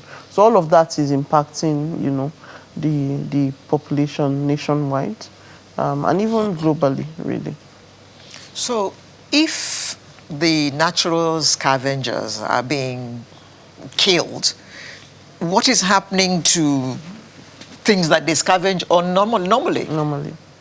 So that is now, so what we now have is a loss of a niche provider. And research in other parts of the world has shown that that kind of decline can lead to an increase in infectious diseases among people. So these are the cases that we also highlight through the work that we do. So where do we go from here? So this year's theme for the World Migratory Bird Day, it's simple, that we build bird-friendly communities. And it's not strange for us, even within our own cultural practice, where you have, in the past, people building a house and you would have a tree. It could be as simple as something like that. But what we have these days is the emergence of sprawling estates, and you can go meters, hundreds of meters without sighting a single tree. So the message here is simple and clear. Within our homes, within our emerging estates, within our spaces, let's be intentional about having green spaces. It is not just when they support birds, that's not the end of it. They also provide different services. We have the issues of climate change, which is exacerbated because we're losing our natural forest, our trees and all that. So when we do that, we're also contributing to the recovery of the ecosystem. So when we provide bird-friendly communities, we'll be doing much more than supporting birds, but we'll also be enjoying our lives better. How do we take this to young people? Because you know there is a special way to communicate with them. We have different ways of engaging young people. Like today on social media, there's a lot of awareness also going on about the World Migratory Bird Day. And young people are getting into the environment as well, because they're getting more conscious about their mental health, and people are understanding that you actually need nature in some cases, you know, to make you feel better. But I think we continue to try to do more. There's always more to do. Madam, we have to thank you very much for your time this morning. Dr. Stella Ebe is Senior Conservation Manager, Species Programs, Nigerian Conservation Foundation. We thank you for your time today. Thank you for having me. It's been a pleasure. Yeah. Happy Migratory Bird Day. All right. When we return, I don't know, who are we talking with again? That's the new king. You'll find out who when we return.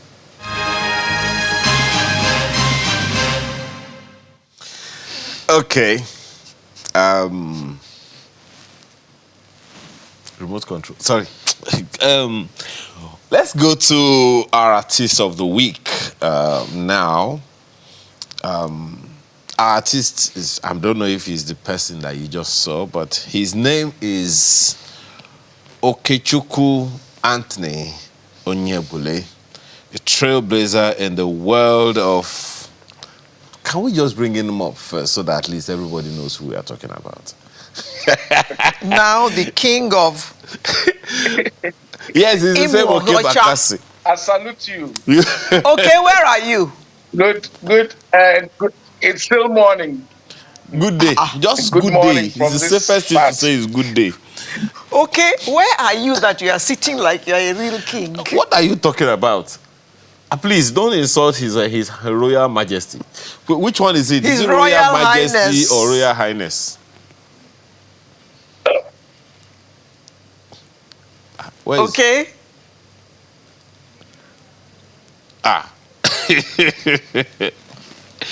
Okay. We can understand. We can understand. I don't know if you... Are you still here with us? We can understand. Well, just so you know, he's a trailblazer in the world of comedy, seamlessly blending humor with storytelling, just as you saw just a while ago. He has decades of experience in this industry, sharp wit, relatable humor, any day, anytime you see him. So we just want to have a conversation. Of course, recently, Okey Bakassi has been named a monarch in his community. And so we don't even know now whether we are speaking with an artist of the week or His Royal Majesty. So it's part of what we would like to find out. The Eze of Umuihuocha. Huh? Just don't bite your tongue. He will tell us what. I'm not going to say it again. Okay, I hope he's back with us. Welcome back. Yeah, I'm here. Ayo, hi. Good morning. I don't know if you can hear me. We can hear you very well. So please tell us, which one is this? Royal Majesty or Royal Highness? Yeah, this is Royal Majesty. Yes, Your Royal Majesty. Please tell us I was asking you yesterday. I'm not sure what the title is, so please help me understand it. Okay, the title is the Okey 2 of Umuihuocha Autonomous Community in Ahia local government area, Imo State. Did you see this coming? Okey 2. Yes. Did you see this coming, Your Royal Majesty?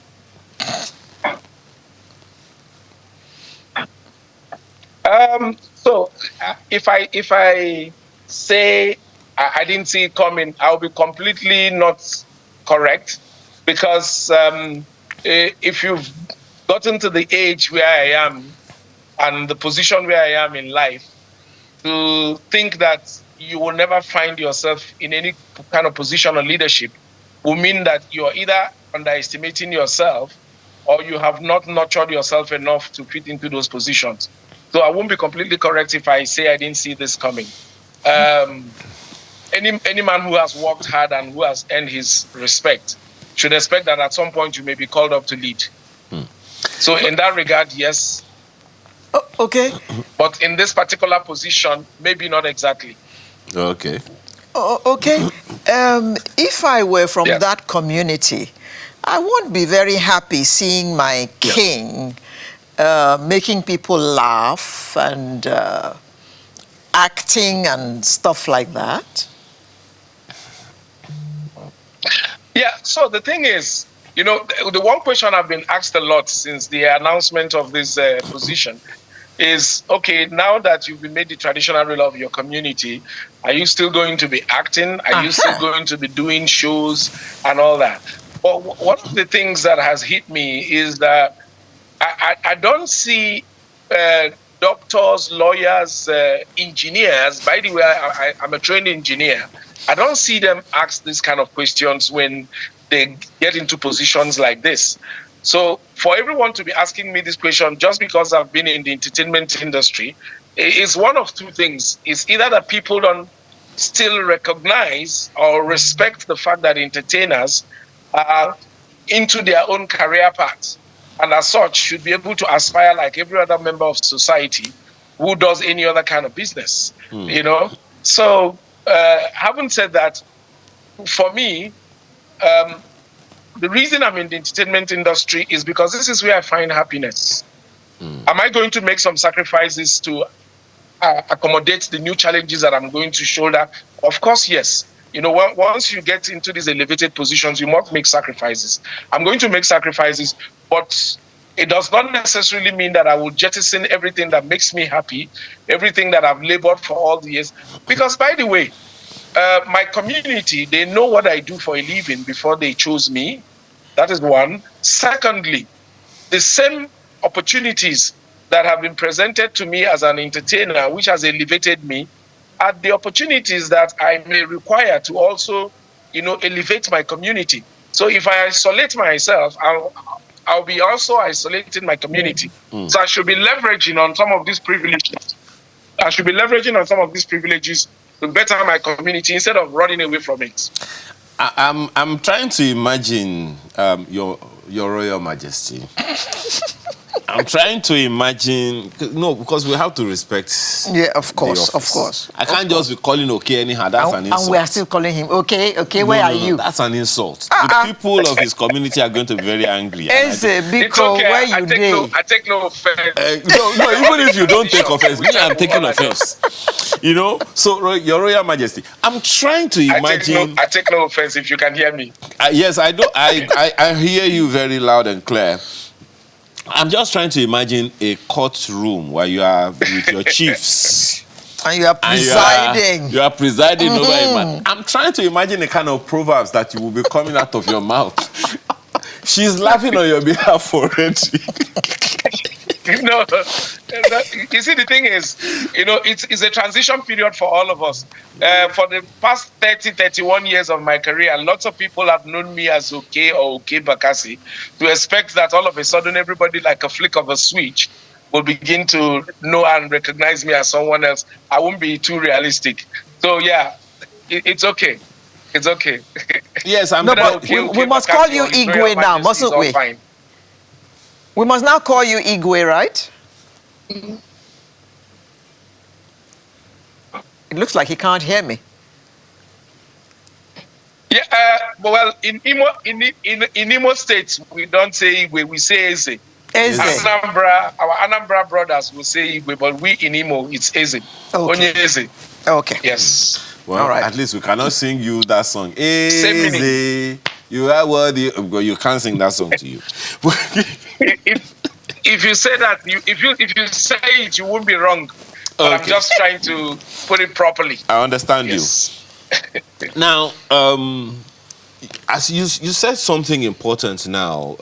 So talking seriously, You said something important now, that when you get to certain levels in life, there are some things that are expected of you.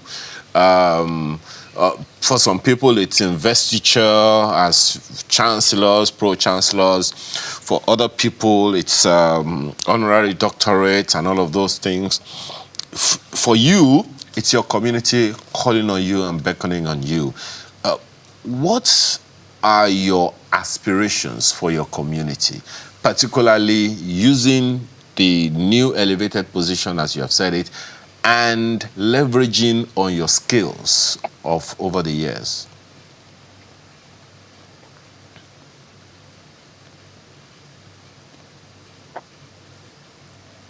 I hope you heard me. Okay. If I heard you very well, because we're experiencing a bit of glitch here. Yeah, I heard you. So, what are my aspirations for my community, if that's your question? Yeah, so for me, I'll give you an example. When we were still at the screening stage for this whole process, because this whole citizenship process is a four-step process. We have done two so far, remaining the presentation of staff of office by His Excellency, our governor, and the coronation. Now, when we were still at the screening stage, because I wasn't the only candidate that was put forward, I went online to Google, as anyone who is tech savvy will do. I went online to Google my community, and it didn't throw up much information about my community. And that was worrisome, you know. But I can tell you today, after the process, since the announcement was made, if you go back on Google and Google Umuihocha, you'll begin to see that it's beginning to receive some traction. So for me, I want to leverage on my years of experience, exposure, traveling around the world, you know, socializing, meeting people, being in different parts of the world and societies, to draw a lot of attention to my people. All right, to bring a lot of, because first of all, if the world does not know that you are somewhere, then how will people come and explore and see where you can meeting points for business, for interaction, you know? So I'm going to leverage on the connections and the contacts I've built over the years to see how I can draw attention to my community. And during the entire process, going around the villages, doing all the town hall meetings, it provided one an opportunity to see firsthand what are the grassroots problems.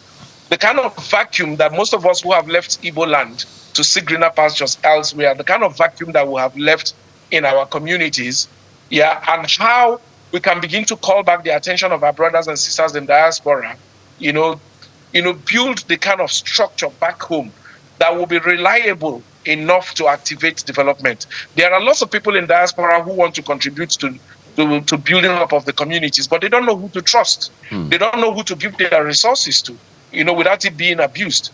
So if we put that kind of structure, make our community digital, then all our brothers and sisters in diaspora can directly be involved in community development, seeing that there's someone credible who is on ground, who can, champion these things and, activate it. Then the youths, because all the young people in the community cannot leave and go to the city. Then who will protect the community? Who will help, the vulnerable population? So the structure I want to put in place is that structure that will bridge the gap between those who are residing in the local communities and our brothers in diaspora. And to do to activate development, we have to bring these people together effectively in a way that everybody trusts the process. Okay, Eze, does this mean that you're going to be spending more time in your community now? Yeah. Yes, of course. Yes, well, of course I have to. That is part of the sacrifice that has to be made. I have to spend more time, with my people. Yeah, but I have to balance it as well because I'm not retiring yet, just so that everyone knows. I want to cancel this notion that being a community leader means that you have to retire. No, Okey Bakassi is not retiring yet. Okay. I'm still active. Yeah. Thank you for that. But what has been the, I don't know if I should use the word or term, culture shock for you since this announcement and since you've been, milling around with your people? There's no culture shock. I've always been one to visit home regularly. I've always been in touch with my people. Don't forget, in 2008 to 2011, I was living fully in Imo State when I was working with the Imo State government as senior special assistant to the governor on entertainment industry matters. Yeah, I was in Imo State, and I was pretty much at home with my people. And since I also 2011, I ran for House of Assembly.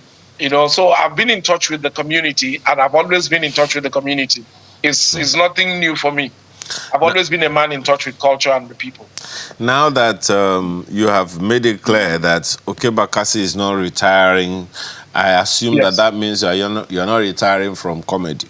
Does that mean that Okey Bakassi... No, sorry. Beg your pardon. Eze Okey Bakassi. I forgive you. I forgive you. You can say Okey Bakassi, no problem. Is now going to be a little costlier than before? Yeah. Yeah.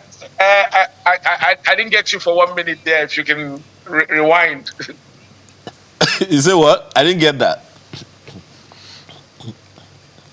Oh, we're experiencing a bit of a glitch. I wish I heard what you said. Okay. Okay. I'm just asking. I said conveniently he didn't hear you. I was just wondering if now that you are in this exalted position, Eze Okey Bakassi might be a little costlier since he's not retiring.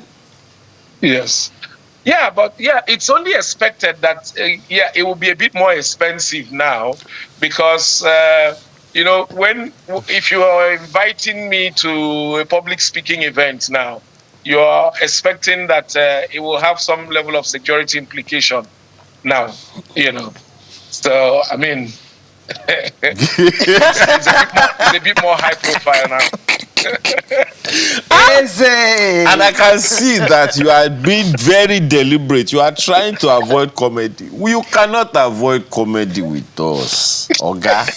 You can't avoid it. I see that you have been very, very, because all those your proverbs are lost all of a sudden. I cannot sit down and take that.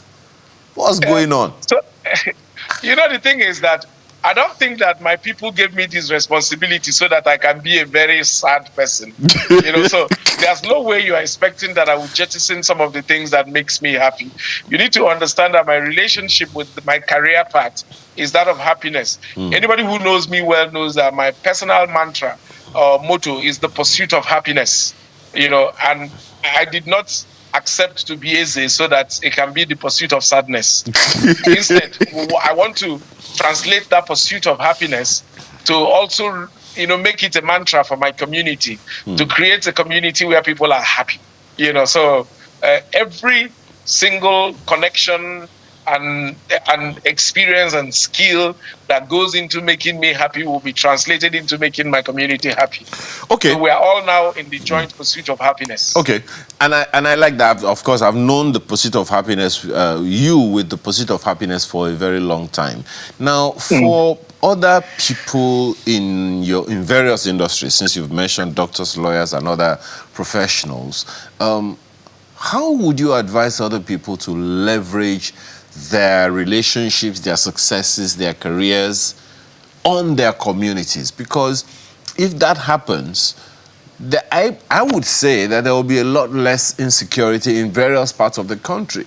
Okey Bakassi is well established here, Dr. This is well established there, and everyone is well established in their various areas. If they took that influence that they have to their various communities, I'm not sure that some hooligans are going to be terrorizing their communities just anyhow. What do you think? God bless you for pointing that out. It is at the heart of why I accepted this responsibility. Now, if you watch what is happening in the country, for the past 55 years of my life, I've been complaining about poor leadership in Nigeria. And why do we still have poor leadership? Because good people, they say society suffers when good men don't act. Good people have refused to get involved in leadership and politics and how their communities are being governed. So what has happened is that we have left a structure and power vacuum that miscreants, hooligans, con men have capitalized on and have hijacked almost all facets of leadership and society. And for as long as we continue to run away, oh, I have my business to manage, I have my this, and I don't want to worry about politics is dirty, this is dirty. We'll continue to have dirty people lording over you and I, making laws that are binding on all of us. So the earlier people of goodwill begin to recognize that no matter what position God has put you in, that part of it has to be spent, especially when you're getting to above your 50s. That part of your responsibility is to serve community.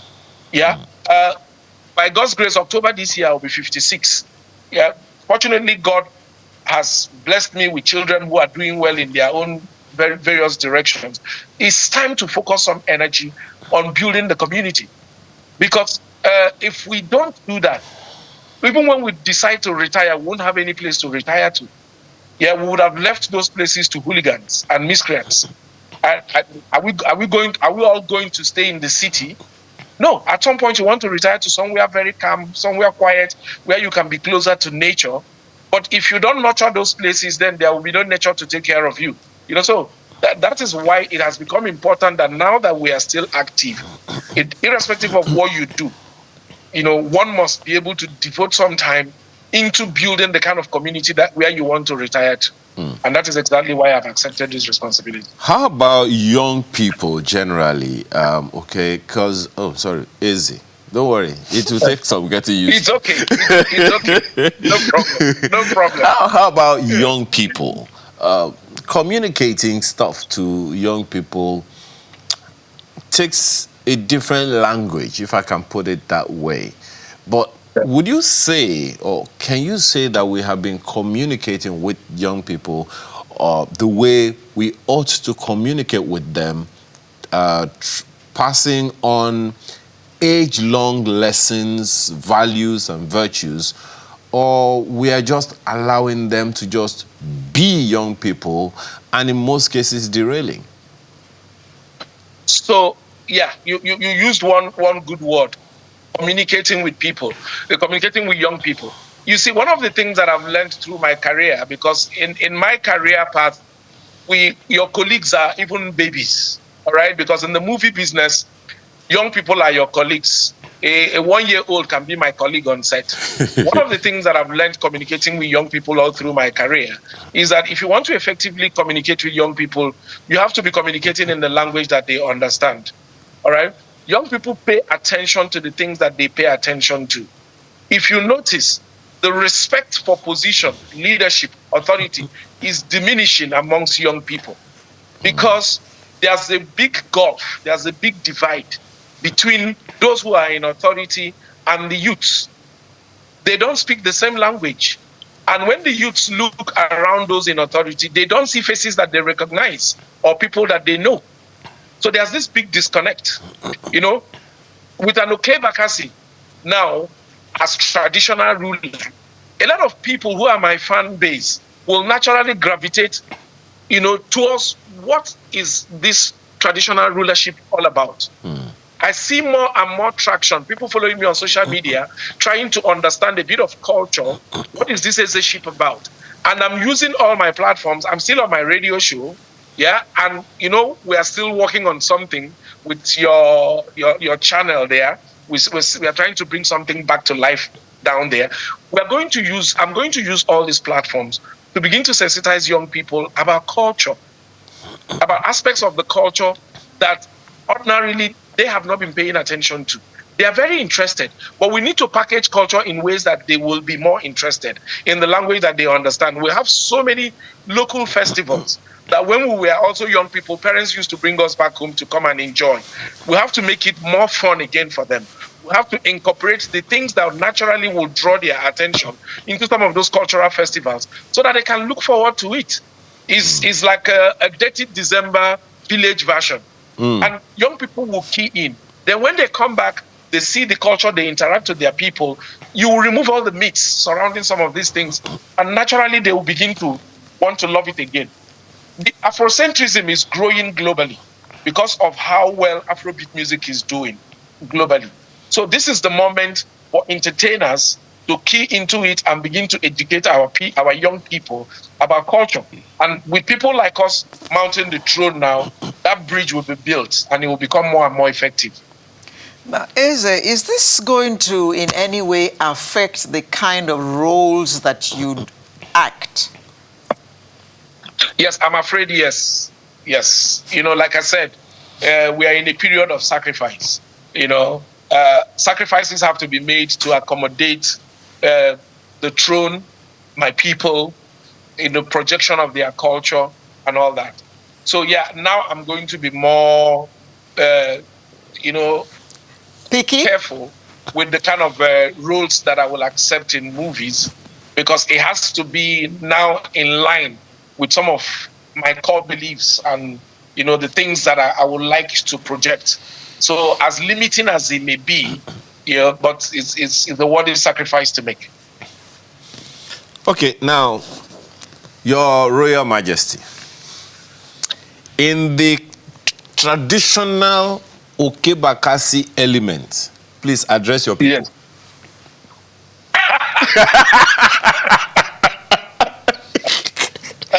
You know, all through this thing, I have not mentioned the name of this great community. Okay, I did in the beginning. Yes. Cha cha cha cha cha. Umuocha ngwem nikelenu. Mbise kelenu. Ayasu kelenu. Umuocha ndengwe madu. Una bali alotunu je hofota mazo kwenka bo.